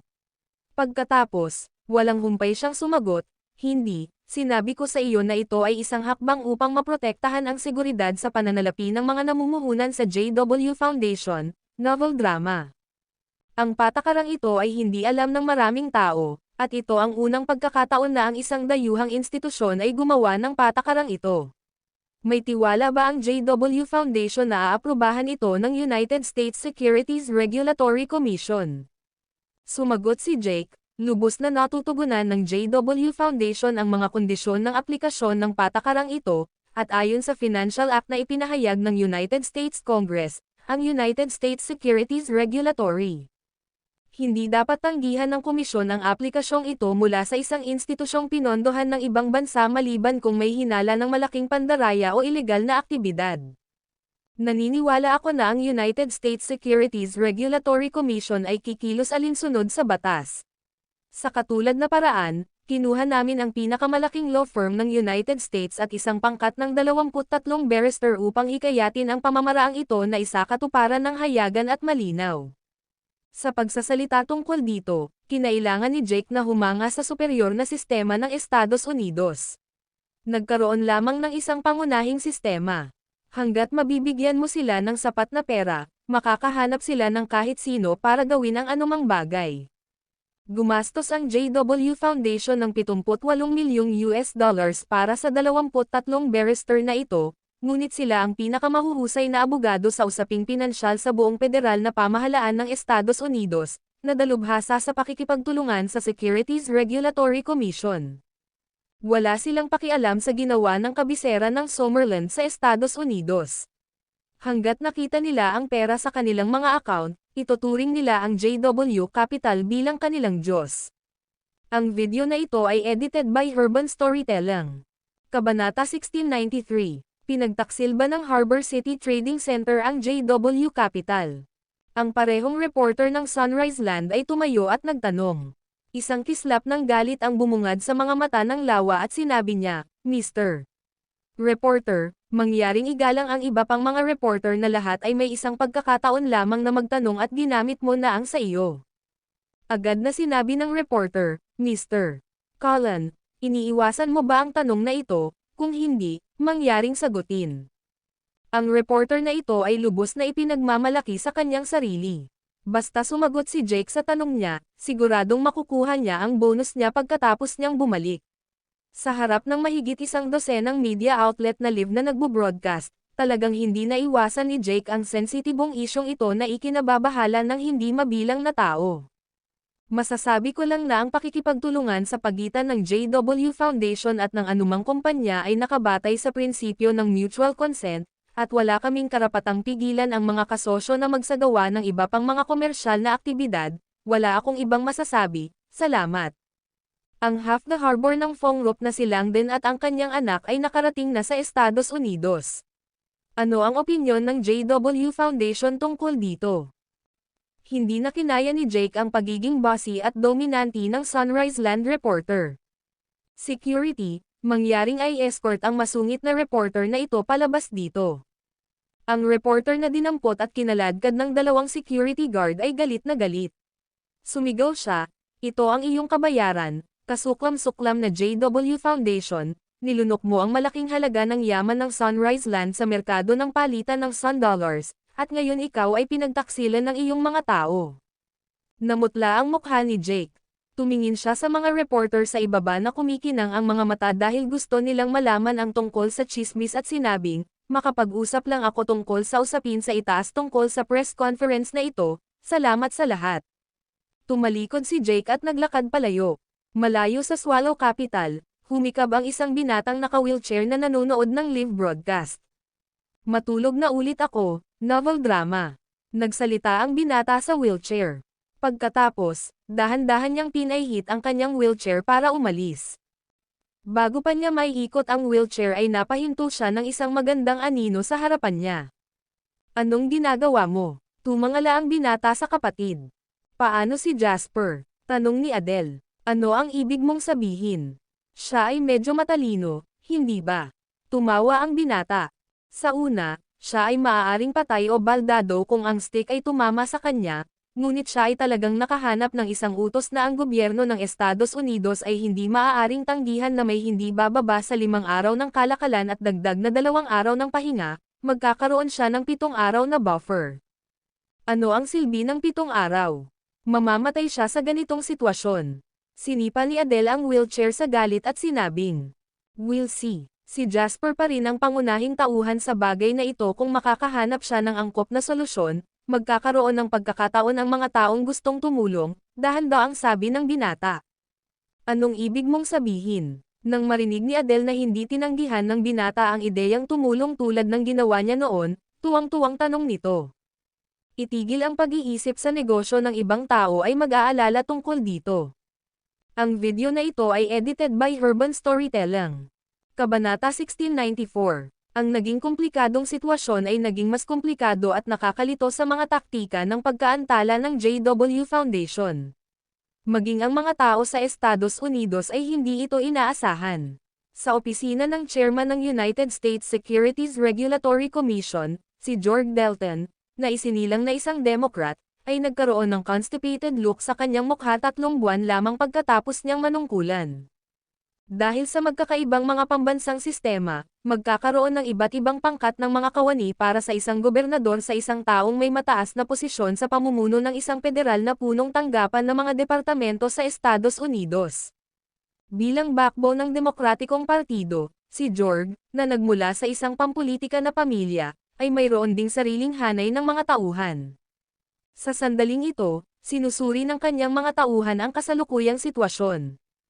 Hindi namin maaprubahan ito. Tiningnan ni George ang temporary lock-in application form na ipinadala ng lawyer team na inupahan ng JW Foundation at naramdaman ang pangangilig ng kanyang anit. Sa isang bansang may mataas na maunlad na kapitalismo tulad ng Estados Unidos, ang tagapangulo ng Securities Regulatory Commission ay isang lubhang nakakainggit na posisyon. Ang kanyang pamilya at partido ay gumastos pa ng maraming pera upang ipaglaban ito. Walang nangyari sa mga naunang upuan, at medyo relaxed sila sa kanilang mga trabaho. Ilang buwan lang matapos siyang maupo sa pwesto ay na-encounter niya ang ganitong bagay na pinagtutuunan ng pansin ng mundo. Ang pinakamasama ay nasa kanyang mga kamay pa rin ang kapangyarihan ng pag-aproba. Halos maramdaman ni George ang hindi mabilang na mga pares ng mga mata mula sa buong mundo na nakatingin sa approval application at panulat sa kanyang kamay mula sa kabila ng kawalan. Isang tulad niya na nagplanong manatili sa larangan ng politika. Talagang ayaw ng ganitong uri ng limelight, kahit sa ngayon. Sasaktan niya ang isang grupo ng mga tao hindi alintana kung siya ay naging masamang tao o mabuting tao. Novel drama. George, ang direktang pagtanggi ay hindi isang magandang pagpipilian. Si Tobias, ang tagapayo ni George at matagal ng kaibigan, ay nagtaas ng ulo at sinabing, wala sa mga abogado doon ang madaling pakitunguhan kahit na sila ay naghanda ng hindi bababa sa 3 set ng retorika upang harapin ang anumang mga dahilan na ibinigay namin sa kanila para sa isang pagtanggi. Ang pinakamahalagang bagay ay mayroong mga probisyon sa federal na batas maliban kung mayroon kaming ebidensya na nagpapatunay na ang pondong ito ay pinaghihinalaan ng ilegal na aktibidad o nakakapinsala sa pambansang interes ng Estados Unidos, hindi kami maaaring magbigay ng anumang dahilan upang tumanggi. May pag-iingat si Tobias sa kanyang mukha. Alam ng lahat na ginagamit ni Jasper Lane mula sa Summerland ang perang ito para dambungin ang kayamanan ng Estados Unidos. Kailangan pa ba natin ng ebidensya para dito? Galit na bulalas ni George. George, hindi ito ang dapat mong sabihin, ang chairman ng Securities Regulatory Commission. Nagkibit-balikat si Tobias at nagpatuloy, pagkatapos ng aming pagsusuri, iminumungkahin namin na pinakamahusay na aprubahan mo ito. Una, ito ay naaayon sa mga kinakailangan na ibinigay sa atin ng Washington. Ito ay maaaring patunayan na ang Estados Unidos ay isang bukas, patas, at malayang mapagkompetensyang merkado at na ang gobyerno ay hindi papabor sa sarili nitong mga tao, kahit man lamang sa mata ng karamihan sa mga mamumuhunan sa mundo. Kahit na alam ng lahat na ito ay isang kasinungalingan, ang Washington ay nangangailangan ng ganoong bagay upang patunayan ang posisyon nito. Pangalawa, sa asensya, hindi na kayang makipagkompetensya ng JW Foundation sa Quantum Fund. Ang pagbibigay sa kanya ng 7 pang-araw ay wala nang magagawa kundi pahirapan siya sa sakit sa loob ng 7 araw. Pangatlo, plano ng FBI na magsampa ng kaso laban sa Google dahil pinaghihinalaan nila sila ng panloloko noong binili ni Jasper ang mga bahagi ng Google noong nakaraang taon.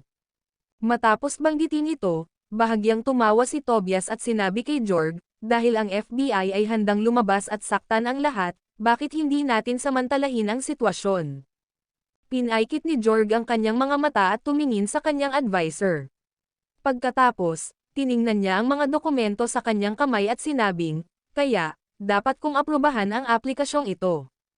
Oo, kung tatanggi ka, walang mag-iisip na tama ang ginagawa namin at kahit ang publiko ay magdududa kung magagawa mo ba ang iyong mga tungkulin ng objectively at patas, at kailangan nating harapin ang pag-uusig sa mga masasamang abogado na iyon, ngunit kung pipirmahan mo ito at aprubahan, walang sino man ang sisihin sa iyong pagsunod sa federal decree, iisipin lamang nila na si Jasper ay masyadong tuso. Mabuti. Ang video na ito ay edited by Urban Storytelling. Kabanata 1695. Tumango si Jorg, nagdesisyon, at agad na pinirmahan ang kanyang pangalan sa aplikasyon bago ito tinatakan. Opisyal na nagkabisa ang dokumentong ito mula sa sandaling ito. Nang lumabas ang balita tungkol dito, natanggap ito ng Half the Harbor Langdon sa loob ng maikling panahon. Sa oras na ito, kakalapag pa lang ng eroplano ng mag-ama sa New York Airport. Ibinahagi ng kalahati ng Harbor Langdon ang balita sa kanyang anak na nakabalot ang ulo ng gauze habang mukhang bagbog. Hehe, inaprubahan nila ang dokumento tulad ng hinulaan mo, ama, sabi ni Caden sa mahinang tinig. Walang makikitang anumang emosyon sa Half the Harbor na mukha ni Langdon. Pagpapatuloy niya, at nakatanggap lang ako ng balita mula sa mainland, ilang mga proyektong pinadali namin sa mainland ang naset aside. Ilang malalaking proyekto na nasa ilalim ng konstruksyon ay nasuspend din dahil sa hindi kumpletong mga inspeksyon at mga pamamaraan sa kaligtasan. Nagmamadaling itinaas ni Caden ang kanyang ulo at nagtanong, ganito ba tayo pinaparusahan ng Swallow Capital? Mukhang hindi. Ang kalahati ng Harbor Langdon ay umiling. Kung gusto tayong bigyan ng babala ng Swallow Capital, hindi nila gagawin ang isang bagay na walang halaga. Kung talagang gusto nilang gawin ang isang bagay sa atin, malamang na tayo ay mabugbog at mabugbog. Bueno, dahil ang mga bagay ay umakyat sa yugtong ito, hindi na kailangan ng anumang pagsisisi o pag-aatubili na gagawa ako ng paraan upang ipaliwanag ang mga bagay sa Swallow Capital bago magpasya kung paano umatras o kompromiso ngayon. Ang pinakamahalagang bagay para sa amin ay agad na kumpletuhin ang mga pamamaraan ng cross-holding sa ExxonMobil. Nagningas ang kalahati ng mga mata ni Langdon nang sabihin niya ito. Kapag natapos na, magiging pagmamayari na namin ang 25% ng pinakamalaking kumpanya ng langis sa mundo. Napakahalaga nito para sa aming mga plano sa hinaharap at sa pagsulong ng buong industriya ng pamilya sa oras na iyon. Hindi na kami magiging mga dispensable na dealer, sa halip, kami ay magiging mga mangangalakal na may karapatang magsalita sa industriya ng langis. Pare, gusto ko munang pumunta sa ospital. Umiling si Caden at sinabing, nararamdaman ko na unti-unti akong nawalan ng malay kung hindi ako pupunta sa ospital sa lalong madaling panahon. Natatakot akong magkaroon ng mga komplikasyon sa hinaharap, novel drama. Aayusin ko na may maghahatid sa iyo doon. Ang kalahati ng Harbor Langdon ay tumingin sa dugong tumutulo mula sa ilalim ng gasa ng kanyang anak. Nagdilim ang kanyang mga mata at sinabi niya, kailangan nating gumanti sa puot na ito. Okay, tumanggaw ng mariin si Caden. Siya nga pala, padre, tiyak na gagantay sa atin si Jasper, ano ang gagawin natin? Tanong ni Kaden habang nakatingin sa sasakyan na paparating na susando sa kanila mula sa malayo. Nalaman ko lang mula sa Wall Street hindi pa matagal na ang nakalipas na tahimik na nakuha ni Jasper ang Google, noong hindi pa sila kilala sa buong panahon na ito. Ang kalahati ng Harbor Langdon ay nakatayo sa apron ng paliparan. Napakalakas ng hangin at ang kanyang mga damit ay lilipad sa hangin. Gayunpaman, ang kanyang manipis at mahinang katawan ay naging mas tuwid at tuwid. Sinabi niya ng mahinahon at hindi nagmamadali, nakakolekta ako ng isang serye ng mga ebidensya at ibinigay ito sa Federal Bureau of Investigation ng Estados Unidos. Hindi ba ngayon ay nagtatago si Jasper? Kailangan mong pumatay ng ahas kung gusto mong maalis ito magpakailanman. Ang video na ito ay edited by Urban Storytelling. Kabanata 1696. Ang buong pangyayari ay hindi lamang nakakuha ng patuloy na atensyon ng labas ng mundo kundi pati na rin ang walang kapantay na kaguluhan ng isang maliit na grupo ng mga tao. Gaya ni Fabian. Sa sandaling ito, si Fabian ay naka-high five kay Morrison sa pagdiriwang. Haha, matagal ko nang inaaway si Kaden at lagi ko siyang minamaliit, pero sa pagkakataong ito, hindi ko talaga akalain na ang isang taong kadalasang tahimik ay sobrang salbaha kapag may gusto siyang saktan. Masaya ang mood ni Fabian at masayang sinabi. Nakangiti rin si Morrison na kababalik lang galing New York. Nang matanggap ko ang balita na ang Fongrop ay makikipagtulungan sa ExxonMobil, nag-alinlangan ako sa pagiging tunay ng balitang ito. Nang sa wakas ay nakumpirma ko ito, matagumpay ding na-backstab ni Kaden ang JW Foundation. Sa pagbanggit sa inyong mga ka-Summerland, ito ay para sa kasiyahan ng lahat. Napangiti si Fabian at sinabing, mahirap gawin ang isang tulad ni Jasper na magdusa ng pagkalugi, ngunit kapag ginawa natin siyang magdusa ng pagkalugi o saktan siya, kailangan natin siyang patayin ng isang beses, kung hindi, magkakaroon ng walang katapusang mga problema. Tumaas ang isang kilay ni Morrison at nagtanong, oh, syempre, may mga plano na ba ako? Sa tingin mo wala akong nagawa sa panahong ito? Malamig na tumawa si Fabian at nagngangalit ang mga ngipin, siya ang naging dahilan ng muntik niya akong matanggal sa pamilya at hindi pa rin ako nakaka-recover hanggang ngayon. Marami pa rin sa pamilya ang gustong ibagsak ang katayuan namin ng tatay ko. Si Jasper ang naging dahilan para malagay ako sa matinding kahirapan, kaya bakit siya mamuhay ng comfortable? Novel drama. Sa panahong ito, hindi sinasadyang nakatagpo ako ng ilang napakahalagang balita, at ito ang dahilan kung bakit hinikayat kitang bumalik. Hininaan ni Fabian ang boses habang nakaharap kay Morrison, na punong-puno ng kuryosidad at pananabik. Alam mo ba kung saan nagpunta si Jasper mula nang mawala siya sa Sunrise Land? Finland. Mukhang nagulat si Morrison. Anong ginagawa niya sa Finland? Malamig na ngumiti si Fabian at sinabing, hindi mo inaasahan ito, di ba? Akala ko naloko ako noong una kong nalaman ang balita. Ngunit pagkatapos ng pag-verify, nadiskubre ko na nasa Finland talaga siya at mayroon siyang mahalagang negosyo doon. Damn, talagang matapang si Jasper, gusto pa niyang makuha ang Nokia sa mga ganitong sitwasyon. Talaga, pumunta siya sa Finland para bumili ng Nokia. Kinilabutan si Morrison sa sinabi ni Fabian. Paano ito posible? Hindi ba dapat italaga ni Jasper ang kanyang sarili sa paghaharap sa kabisera ng Wall Street? Ngayon ay inilagay niya ang halos lahat ng kanyang kayamanan at maging ang buhay sa linya para sa paghaharap na ito, ngunit mayroon pa rin siyang mood at pera upang makakuha ng Nokia sa sandaling ito. Ang Nokia na ngayon ang pinakamalaking tagagawa ng mobile phone sa mundo. Hindi makatutuhanang makuha ito ng walang higit sa 30 bilyong US dollars. Napakaraming pera ba ni Jasper? Malamig na sagot ni Fabian, kaya nga sabi ko hindi ako makakakain kung hindi natin papatayin ang isang tulad ni Jasper sa lalong madaling panahon. He always managed to do the things that everyone thinks there is not enough evidence of him doing this. Mabilis na nagpabalik-balik si Morrison. Sari-saring ideya ang gumugulo sa kanyang isipan. Pagkaraan ng ilang sandali, tumangala siya at sinabing, hindi natin siya hahayaang magtagumpay. Ang Nokia ay kasalukuyang nangungunang kumpanya sa mundo sa industriya ng mobile phone, maging ito sa pagmamanupaktura ng hardware o sa Symbian system. Kapag nakuha ng JW ang Nokia, magagawa ng JW na agad na lapitan ang generation gap ng hindi bababa sa 20 taon ng akumulasyon ng teknolohiya at maging ang pinakamalaking tagagawa ng mobile phone sa mundo.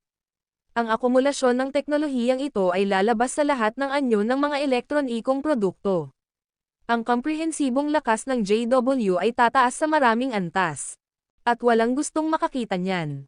Napangisi si Fabian sa sinabi ni Morrison. Ang video na ito ay edited by Urban Storytelling. Kabanata 1697. Kailangan mo bang sabihin sa akin ang isang simpleng bagay? Bakit sabik na sabik akong tawagan ka ulit kung hindi para pigilan si Jasper? Kilala mo ba kung sino ang nagbigay sa akin ng inside information na ito? Nagulat si Morrison at nagtanong, sino? Kayden. Binanggit ni Fabian ang pangalang iyon at saka tumawa ng malakas. Hinding-hindi ako makukumbansi ng kahit na sino maliban sa lalaking ito. Noong mahina si Jasper, nakipagtulungan siya kay Jasper para harapin ako. Ngayong mas malakas na si Jasper, ipinagbili ng mag-ama ang impormasyong ito sa dating kaaway na tulad ko nang walang pag-aalinlangan para lang harapin si Jasper. Sure enough, walang permanenteng kaaway sa mundong ito, let alone permanent friends, meron lang permanent interests, novel drama. Pinaikit ni Morrison ang kanyang mga mata at sinabing, mukhang sa pagkakataong ito ay talagang walang plano ang Half the Harbor Langdon at Kayden na magmadali kay Jasper. Ito rin ang dahilan kung bakit mas matalino ang mag-ama kaysa sa amin. Ngumuso si Fabian. Noong si Jasper ay kasing hina ng langgam noon, hindi namin siya sineseryoso, akala namin madali namin siyang mapatay. Gayunpaman, kinuha niya ang mga krisis na itinuro namin sa kanya at ginawa itong mga pagkakataon upang paulit-ulit na palakasin ang kanyang sarili. Ngayon, ikaw at hindi ko na siya kayang harapin ng mag-isa. Gayunpaman, ang Half the Harbor Langdon at ang kanyang anak ay malinaw na hindi magkakamali tulad ng sa amin. Malungkot na sinabi ni Morrison, ito ay dahil na summed up namin ang karanasan para sa kanila. Ngunit pagkatapos ay muli, ano ang gagawin mo ngayon? Ang mga mata ni Fabian ay kumikinang sa labis na pagnanasa sa dugo, at sinabi niya, may iba pang gustong mamatay si Jasper kaysa sa atin. Nakipag-ugnayan na ako sa taong ito, makakahanap siya ng isang tao na gagawa nito, kaya kailangan lang nating magbigay sa kanya ng mga channel para gawin ito. Si Morrison ay hindi isang tanga. Pagkatapos ng ilang pagmumuni-muni, nagtanong siya, ibig mong sabihin Echo? Ngumiti si Fabian at sinabing, kawawa rin si Echo ngayon. Hindi lang siya iniwan ng kanyang pamilya, pero muntik na rin siyang matanggal sa genealogy. Ang isang taga-kanluran na tulad mo ay maaaring hindi maintindihan kung ano ang ibig sabihin ng maalis sa talaangkanan para sa isang pamilyang silanganan. Sa pangkalahatan, ito ay isang bagay na mas masahol pa kaysa sa kamatayan para sa mga anak ng isang malaking pamilya. Kaya, wala nang natitira si Echo ngayon, handa siyang magbayad ng anumang halaga hanggat maaari niyang patayin si Jasper. Sumagot si Morrison na may malamig na ngiti, ano ang halaga sa atin ng isang hindi gustong bata na iniwan ng kanyang pamilya? Siyempre buhay niya. Malamig na ngumiti si Fabian at sinabing, kapag naging matagumpay ang plano, kailangang may lumabas para pakalmayan ang galit ni Summerland, at sino ang taong ito? Wala nang masangkop kaysa kay Echo. Tumingin si Morrison kay Fabian at tumawa. Atticus, hindi ko inasahan na magiging napakasama mo hindi lamang sa kaaway kundi pati na rin sa isang dating kaalyado. Ang mga taong may interes at halaga lamang ang maaaring makipag-alyansa sa iyo, at ang mga walang gamit o halaga ay walang iba kundi basura. Nagkibit balikat si Fabian, hindi na pinansin ang panunuya sa mga salita ni Morrison. Dapat pang ang magpasalamat siya sa akin sa pagbibigay sa kanya ng pagkakataong makaganti kung hindi niya magagawang banta si Jasper sa kanyang buhay, tama ba? Well, since may plano na tayo, let's execute it now. Nasa Finland si Jasper, so it's best to get rid of him as soon as possible. Natatakot talaga ako sa kakayahan niyang gumawa ng milagro. Kung magiging successful ang acquisition plan niya, mas magiging mahirap kung gusto nating kumilos laban sa kanya. Huwag kang mag-alala, mayroon ng plano, ngunit kakailanganin ng ilang oras upang maihatid ang mga tauhan at kagamitan mula sa Sunrise Land pagdating ng panahon. Hindi ba magiging kasiya siya para sa iyo at sa akin na gamitin ang aming mga mapagkukunan upang maging mahirap ang buhay ni Jasper sa Finland? Natawa si Fabian. Ang video na ito ay edited by Urban Storytelling. Kabanata 1698. Atticus, mabangis ka talagang ulupong. Kahit na sinasabi iyon ni Morrison, puno ng kasiyahan at pananabik ang kanyang mukha. Nang maisip niya ang kalunos-lunos na sitwasyon na kakaharapin ni Jasper, gustong tumakbo kaagad ni Morrison kay Jasper at panoorin itong unti-unting itinutulak sa bingit ng kamatayan. Sa sandaling ito, nasa isang video call si Jasper kasama ang munting prinsipe at si Jake. Dahil inaprubahan ito ng Estados Unidos, nangangahulugan ito na mayroon tayong kahit 1 linggong oras ng paghinga.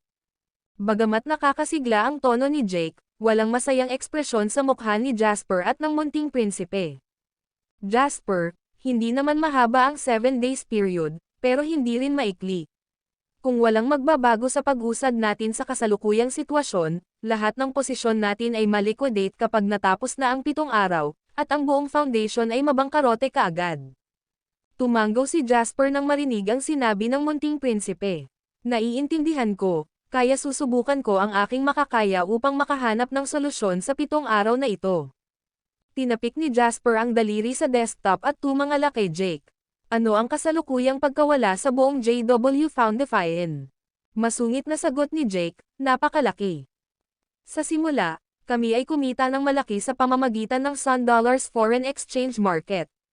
Noong panahong iyon, ang kabuuang halaga ay malapit sa 130 bilyong US dollars, na nagkataong humigit kumulang 1 trilyon summer dollars. Ngunit ngayon, ang aming mga libro ay nagpapahiwatig na ang mga pondo na naliquidate ay umabot na sa 28.6 bilyong US dollars. Nawala na namin ang malaking bahagi ng pera. Ang mga hindi pa naliliquidate ay umabot na sa lumulutang na pagkawala ng 60 bilyong US dollars nang nalock ang mga account. Mahinahong sinabi ni Jasper, sa madaling salita, ngayon ay nawalan tayo ng 3/5 ng ating mga pondo. Sabi ni Jake habang tumanggo ng mariin, talaga. Magaling. Bahagyang ipinikit ni Jasper ang kanyang mga mata. Halos mabali nila ang backbone ng JW Foundation sa pagkakataong ito. Kung hindi dahil sa lock ng account, natatakot ako na hindi kami makakabawi kahit na gusto namin. Mayroon ka bang magandang ideya para sa hinaharap? Tanong ng munting prinsipe. Mayroon akong 2. Inayos ni Jasper ang kanyang pinag-isipan at sinabi ang kanyang mga plano. Una, parehong kailangan ng JW Foundation at JW Capital ang malaking magandang balita ngayon para pasiglahin ang kumpiyansa sa merkado, novel drama. Pangalawa, subukang kuhain ang lahat ng kapital at kapangyarihan na maaari nating akitin kapwa sa loob at labas ng bansa. Tulad ng sinabi ng dakilang makasaysayang figure, dapat nating pag-isahin ang lahat ng puwersang maaaring pagsamasamahin. Bahagyang kumunot ang noo ng maliit na prinsipe at sinabing, wala talaga akong opinyon sa 2 puntong ito, ngunit ang problema ay sa ilalim ng kasalukuyang mga pangyayari, ang pangalawang punto ay napakahirap ipatupad. Nakatipon na namin ang karamihan ng lakas na maaaring magkaisa noong naitatag ang JW Foundation. Ngayong nasa krisis ang JW Foundation, maraming tao ang magpapatubo ng liryo, ngunit ilan sa kanila ang magbibigay ng tulong sa oras ng ating pangangailangan. Ngumiti si Jasper at sinabing, mayroon pa ring ilang entity dyan, ang kanilang kapangyarihan ay mas malakas kaysa sa kapital na naakit natin noon. Tahimik na tumingin kay Jasper ang munting prinsipe, naghihintay na magpaliwanag ito. Hindi pinahintulutan ni Jasper na maghintay ng matagal ang munting prinsipe. Direkta niyang ipinaliwanag, kung ang JW Foundation ay palaging tumatakbo ng maayos, kung gayon maraming mga tunay na makapangyarihan at ambisyosong mga kabisera ang hindi na muling tumingin sa amin. Kapag nangunguna ang JW Foundation, kahit na manalo kami, nakuha lang nila ang natitirang JW Foundation at hindi nila gusto iyon. Gayunpaman, sa sitwasyong ito, ang JW Foundation ay halos desperado kaya, kung sasali sila sa amin, maaari nilang i-maximize ang kanilang margin ng kita at ang kanilang autoridad. Habang nakikinig ang munting prinsipe, lalo pang nagkunot ang kanyang mga kilay. Hindi naman sa naisip niya na hindi makatwiran ang sinabi ni Jasper, ngunit ito ay masyadong makatwiran. Hindi ba tayo humihingi ng gulo kung gagawin natin ito? Tanong ng munting prinsipe. Kami na. Desididong sinabi ni Jasper, kung magdadala sila ng kaguluhan, magkakaroon pa rin tayo ng mga paraan upang makontrol ito, ngunit kung ang mga tunay na kaaway ay humakbang sa pintuan, wala tayong puwang upang manyobrahin. Bumantong hininga ang munting prinsipe at sinabi, sa totoo lang, medyo nagsisisi akong pumanig sa iyo.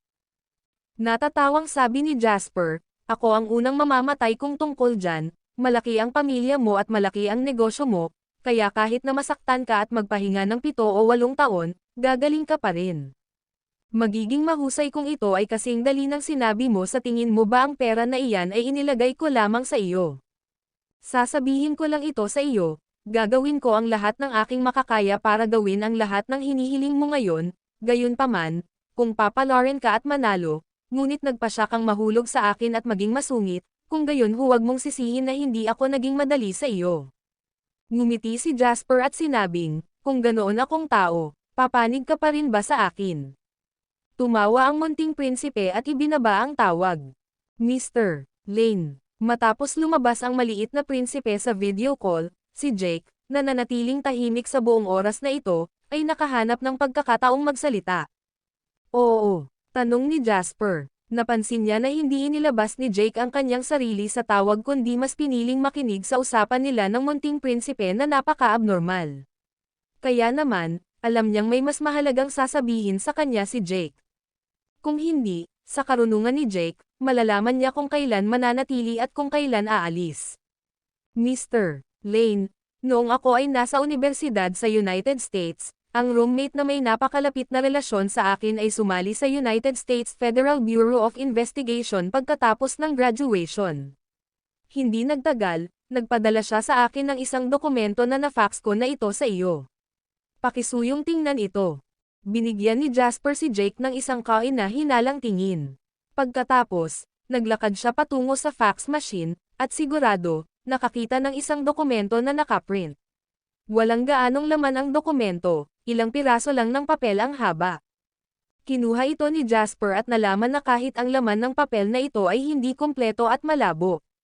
Malinaw, ang orihinal na file na ipinadala ng kabilang partido kay Jake ay isang larawan ng isang dokumento na kuha gamit ang isang mobile phone camera. Gaano kaya kahusay ang kalidad ng isang mobile phone camera sa oras na iyon? Ang orihinal na larawang may mababang kalidad ay mas nasira pagkatapos dumaan sa 2 o 3 fax.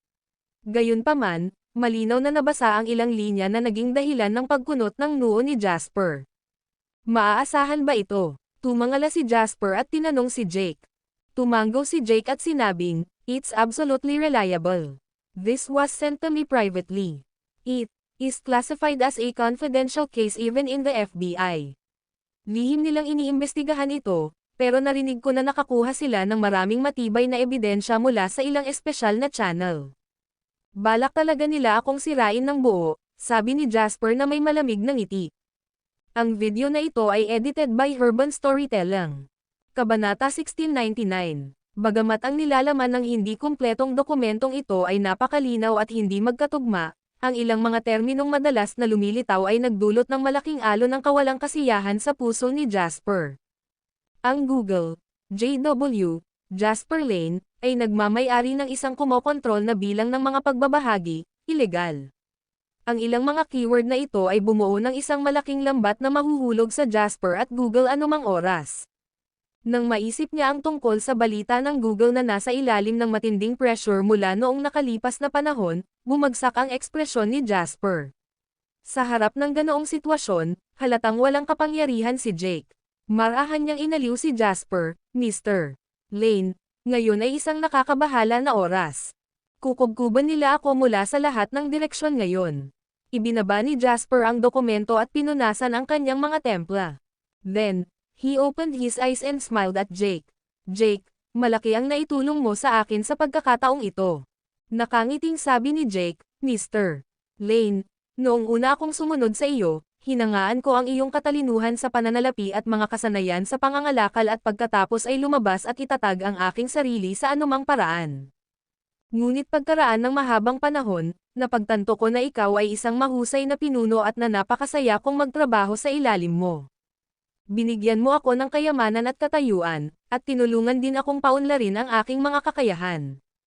Ang mga lalaki sa ilalim ng aking koponan at ako ay hinahangaan at salamat, kaya't gagawin namin ang lahat ng aming makakaya upang suportahan ka." Tumango si Jasper at mahinang sinabi, "Salamat, hindi ako magpapatalo sa suporta mo." Matapos tapusin ang video, Bumantong hininga si Jasper. Bagamat naiinis pa rin siya, mas bumuti ang kanyang kalooban. Alam niyang kahit hindi mabilang ang mga kalaban sa harap niya, sa likod niya, mas marami ang mga empleyadong tulad ni Jake na umaasang bibigyan niya sila ng mas magandang buhay. Sa suporta ng mga taong ito, at least alam niyang hindi siya lumalaban mag-isa. Pagkatapos mag-isip, tinawagan ni Jasper si Paige. Gayunpaman, automatikong natapos ang tawag na ito matapos itong walang sumagot sa mahabang panahon. Kumunat ang noo ni Jasper at tinawag si Bryn. Sa pagkakataong ito, sa wakas ay konektado na. Ay, boss. Maririnig sa telepono ang pagod na boses ni Bryn. Dapat talagang pumunta ka at tingnan kung ano ang nakatagpo namin. 3 oras lang ang nakalipas, maraming mga hacker ang nahack sa server ng kumpanya, ngunit hindi nila hinawakan ang search engine ng Google o nakakuha ng anumang impormasyon ng customer. Sumimangot si Jasper at sinabing, malamang galing sa FBI ang mga hacker na iyon. Napasigaw si Bryn sa sobrang takot nang marinig iyon. Ang FBI ay hindi mga taong dapat guluhin. Mayroon ng ilang malinaw na mga palatandaan sa aking panig na ang FBI ay nagta-target sa Google. Sa katunayan, ang kanilang tunay na target ay ako, novel drama. Hindi itinago ni Jasper ang bagay at direktang sinabi kay Bryn ang nakuha niyang impormasyon. Nakikipag-ugnayan pa rin ba si Paige sa mga hacker? Sumagot si Bryn, oo, kailangan mo ba siyang kausapin? Hindi. Medyo nag-relax si Jasper at pagkatapos ay nagpatuloy, dapat mong lutisin muna ang problema sa mga hacker pagkatapos ay kumuha ng ilang mas makapangyarihang abogado upang maghanda upang labanan ang isang hindi pagkakaunawaan sa FBI sa anumang sandali. Nag-alinlangan si Bryn nang marinig ang mga salitang ito. Sabi niya, boss, dapat mong malaman na kahit sa United States, walang magandang wakas kung lalaban tayo sa gobyerno. Kung hindi mareresolba ang usaping ito sa lalong madaling panahon, ang Google ay magkakaroon ng malaking problema ngayon, kami lang ni Paige ang nasa ilalim ng pressure, ngunit ang kumpanya ay medyo hindi matatag. Alam ko, aayusin ko ito sa lalong madaling panahon. Napabuntong hininga si Jasper. Aatakehin ako ng aking mga kaaway mula sa lahat ng direksyon. Ang magagawa ko ay labanan ito hanggat maaari. Salamat sa iyong pagsisikap sa panahong ito. Diretso ang sinabi ni Bryn, okay lang na boss ka at nag-aalala ako na baka marami kang opinyon tungkol sa mga operasyon at pamumuno ng Google, ngunit hindi ka talaga nakialam sa aming pamamahala. Pagkababa ay tumayo si Jasper at kinuha ang jacket niya bago lumabas ng kwarto. Nais niyang lutisin ang problema sa Nokia sa pinakamaikling panahon at pagkatapos ay magmadali sa Estados Unidos. Mr. Lane, nandito ka. Mukhang nagulat si Greg nang makita niya si Jasper. Tanong ni Jasper kay Greg pagkatapos niyang tumango, kamusta na ang mga nangyayari ngayon? Sumagot si Greg, pansamantalang nakipagkasundo kami kay Reynoldson, nakipag-ugnayan ako sa ilang shareholders, ngunit ang mga pumayag na ibenta ang mga share ay pawang mga minority shareholders kahit na binili namin ang lahat ng kanilang mga share, ito ay nagkakahalaga lamang ng 2.6%. Ang pinakakasuklam-suklam na bagay ay ang kanilang hinihiling na presyo ay napakataas, na nakatayo sa karaniwang 15 beses ang presyo sa merkado. Masaya silang kumikita mula sa aming kasawian. Kung ito man ay pagkuha ng isang kumpanya o pagbili ng iba pa, hanggat ang balanse ng supply at demand sa pagitan ng mga mamimili at nagbebenta ay nasira, hindi maiiwasang magkaroon ng premium. Gayunpaman, ang isang premium na 15 beses na mas mataas ay isang pantasya sa anumang kumpanya. Sabihin mong oo. Matagal na natigilan si Greg sa sagot ni Jasper. Ang mga ito ay maliit na halaga ng pera sa kasalukuyan, ang oras ay mas mahalaga kaysa sa pera para sa amin. Tinapik ni Jasper ang balikat ni Greg at sinabing, mabuti ang maging masipag at matipid, ngunit habang lumalago ang negosyo, kailangan din nating palawakin ang ating layout. Kung ang buong pagkuha ay naantala dahil sa ilang milyong dolyar na ito ay makakaapekto hindi lamang sa pag-unlad ng pagkuha kundi pati na rin ang pagtitiwala ni Reynoldson sa atin ay kadalasang nagkakahalaga. Higit pa sa nakikitang malamig na hard cash, naiintindihan mo ba? Tumango si Greg at sinabing, naiintindihan ko, pero Mr. Lane, kung ipapangako natin sa kanila ang ganoong kataas na premium, magdudulot ba ito ng disadvantage sa atin kapag nakikipag-usap tayo sa mga pangunahing shareholders? May mga paraan para makipag-ayos sa isang malaking negosyo, ipapaubaya ko sa iyo ang mga maliliit na shareholder at ako mismo ang pupunta para makipag-usap sa malalaking shareholder na iyon, sabi ni Jasper. Mr. Lane, saan ka magsisimula? Nagmamadaling tanong ni Greg. Pambansang unyon ng mga manggagawa sa Finland. Ang video na ito ay edited by Urban Storytelling. Kabanata 1700. Sa pamamagitan ng intervention ni Brayson, nakilala ni Jasper ang Director General at Deputy Director General ng Finland National Workers Union sa pinakamaikling panahon. Ang pangalan ng Direktor General ay Väinämöinen, at ang Deputy Director General ay Pakebuska. Pareho silang nasa katanghaliang gulang na mga lalaki sa edad na 50. Mayroon silang mga tiyan ng beer, balbas na balbas, at malalaking katawan. Sa isang sulyap, malinaw na mayroon silang purong Nordic na lalaking ninuno. Sa hotel, nakipagkamay si Jasper sa kanila at naupo.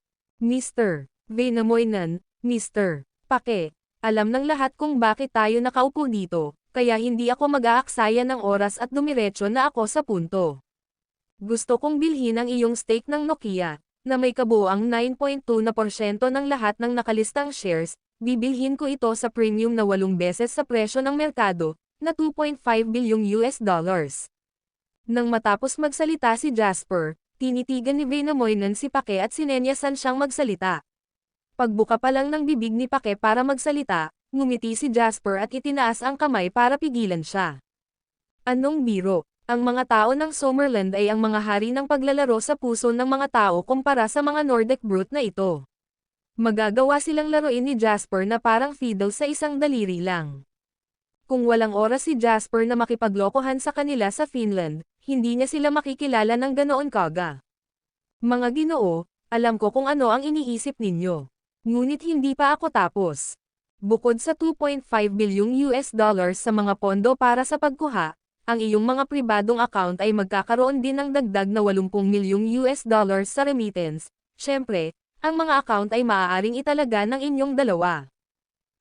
Ang mga salita ni Jasper ay naging sanhi ng mabilis na paghinga ni Väinämöinen at Pake.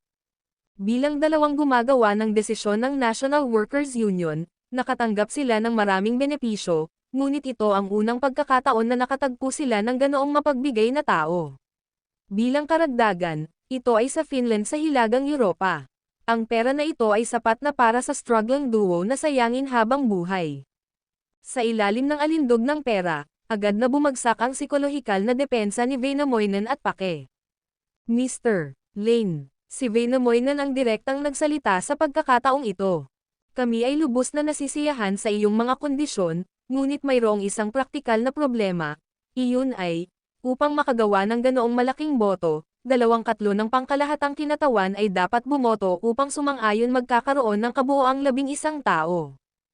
Alam ko. Muling pinutol ni Jasper si Väinämöinen. Ngunit mas pamilyar kayo sa natitirang 9 na kinatawan, tama ba? Matapos tapikin ni Jasper ang Deputy Director General na nakaupo sa sofa, ngumiti ito at sinabing, "Siyempre, para mas maging comfortable ang lobby mo, naghanda ako ng dagdag na 50 million US dollars, nasa iyo kung magkano ang gagastusin o iipon mo sa pondong ito." Nagningning ang mga mata ni Väinämöinen, at tumingin siya kay Pake. Napansin din niya ang excitement sa mga mata ng kausap. Mga Ginoo. Nasaksihan ni Jasper ang kasakiman ng dalawang iyon at nagpatuloy siya na may magalang at kaakit-akit na ngiti sa kanyang mukha. "I have another idea, I think you guys will do it. Mr. Lane, mangyaring sabihin sa amin na gagawin namin ito ng maayos kung magagawa namin." Sa pagkakataong ito, si Väinämöinen ay hindi man lang nag-abala na gumawa ng isang aksyon.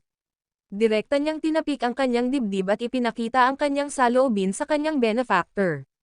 Pagkatapos ng lahat, ngayon siya ay pinakakinatatakutan sa kanyang benefactor na hindi nasisiyahan sa kanya.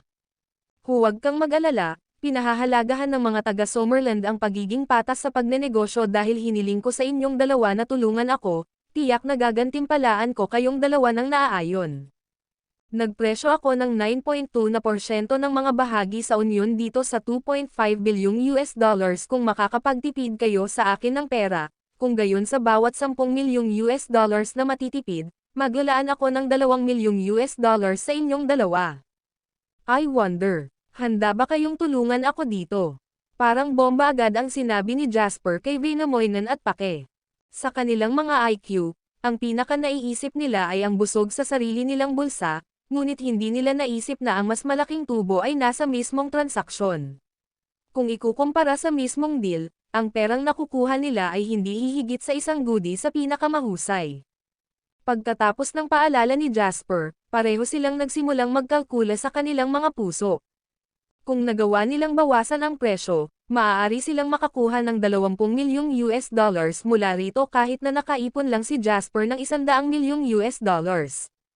Kailangan man nilang ibahagi ito sa mga sakam na kinatawan, silang dalawa pa rin ang mag-uuwi ng pinakamalaking bahagi. Pagtingin kay Vainamoinen at Pake, na hingal, alam ni Jasper na tapos na ito. Mr. Lane, isa kang matalinong negosyante.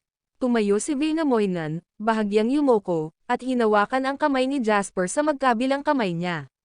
Sinabi niya, makakatiyak ka na gagawin namin ang aming makakaya upang pagsilbihan ang isang matalinong negosyanteng tulad mo, mayroon kaming dahilan upang maniwala na ang Nokia ay magiging mas mahusay sa mga kamay ng isang matalinong negosyanteng tulad mo.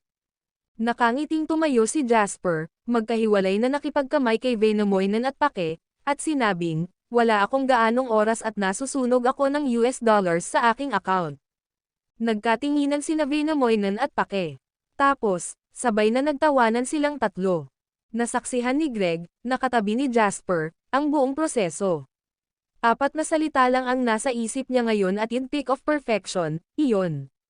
Nakita niya sa sarili niyang mga mata kung gaano kadaling paglaruan ni Jasper ang puso ng mga tao. Bawat salita, bawat ekspresyon, at kahit na bawat banayad na galaw na ginawa ni Jasper ay tumpak na umatake kay Vainamoinen at sa pinakamalaking kahinaan ng kasakiman ni Pake. Alam niya na ang pinakamahusay na paraan upang makitungo sa isang sakam na tao ay upang bigyan siya ng kasiyahan.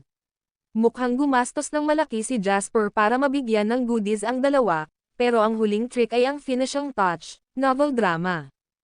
Una, ginamit niya ang mga goodies upang tumagos sa mga psikolohikal na depensa ni Vainamoinen at Pake, at sa wakas, naglabas siya ng mas malaking pain, dahan-daang nakalimutan ang layunin ng kanilang paglalakbay kasama ang unti-unting tukso.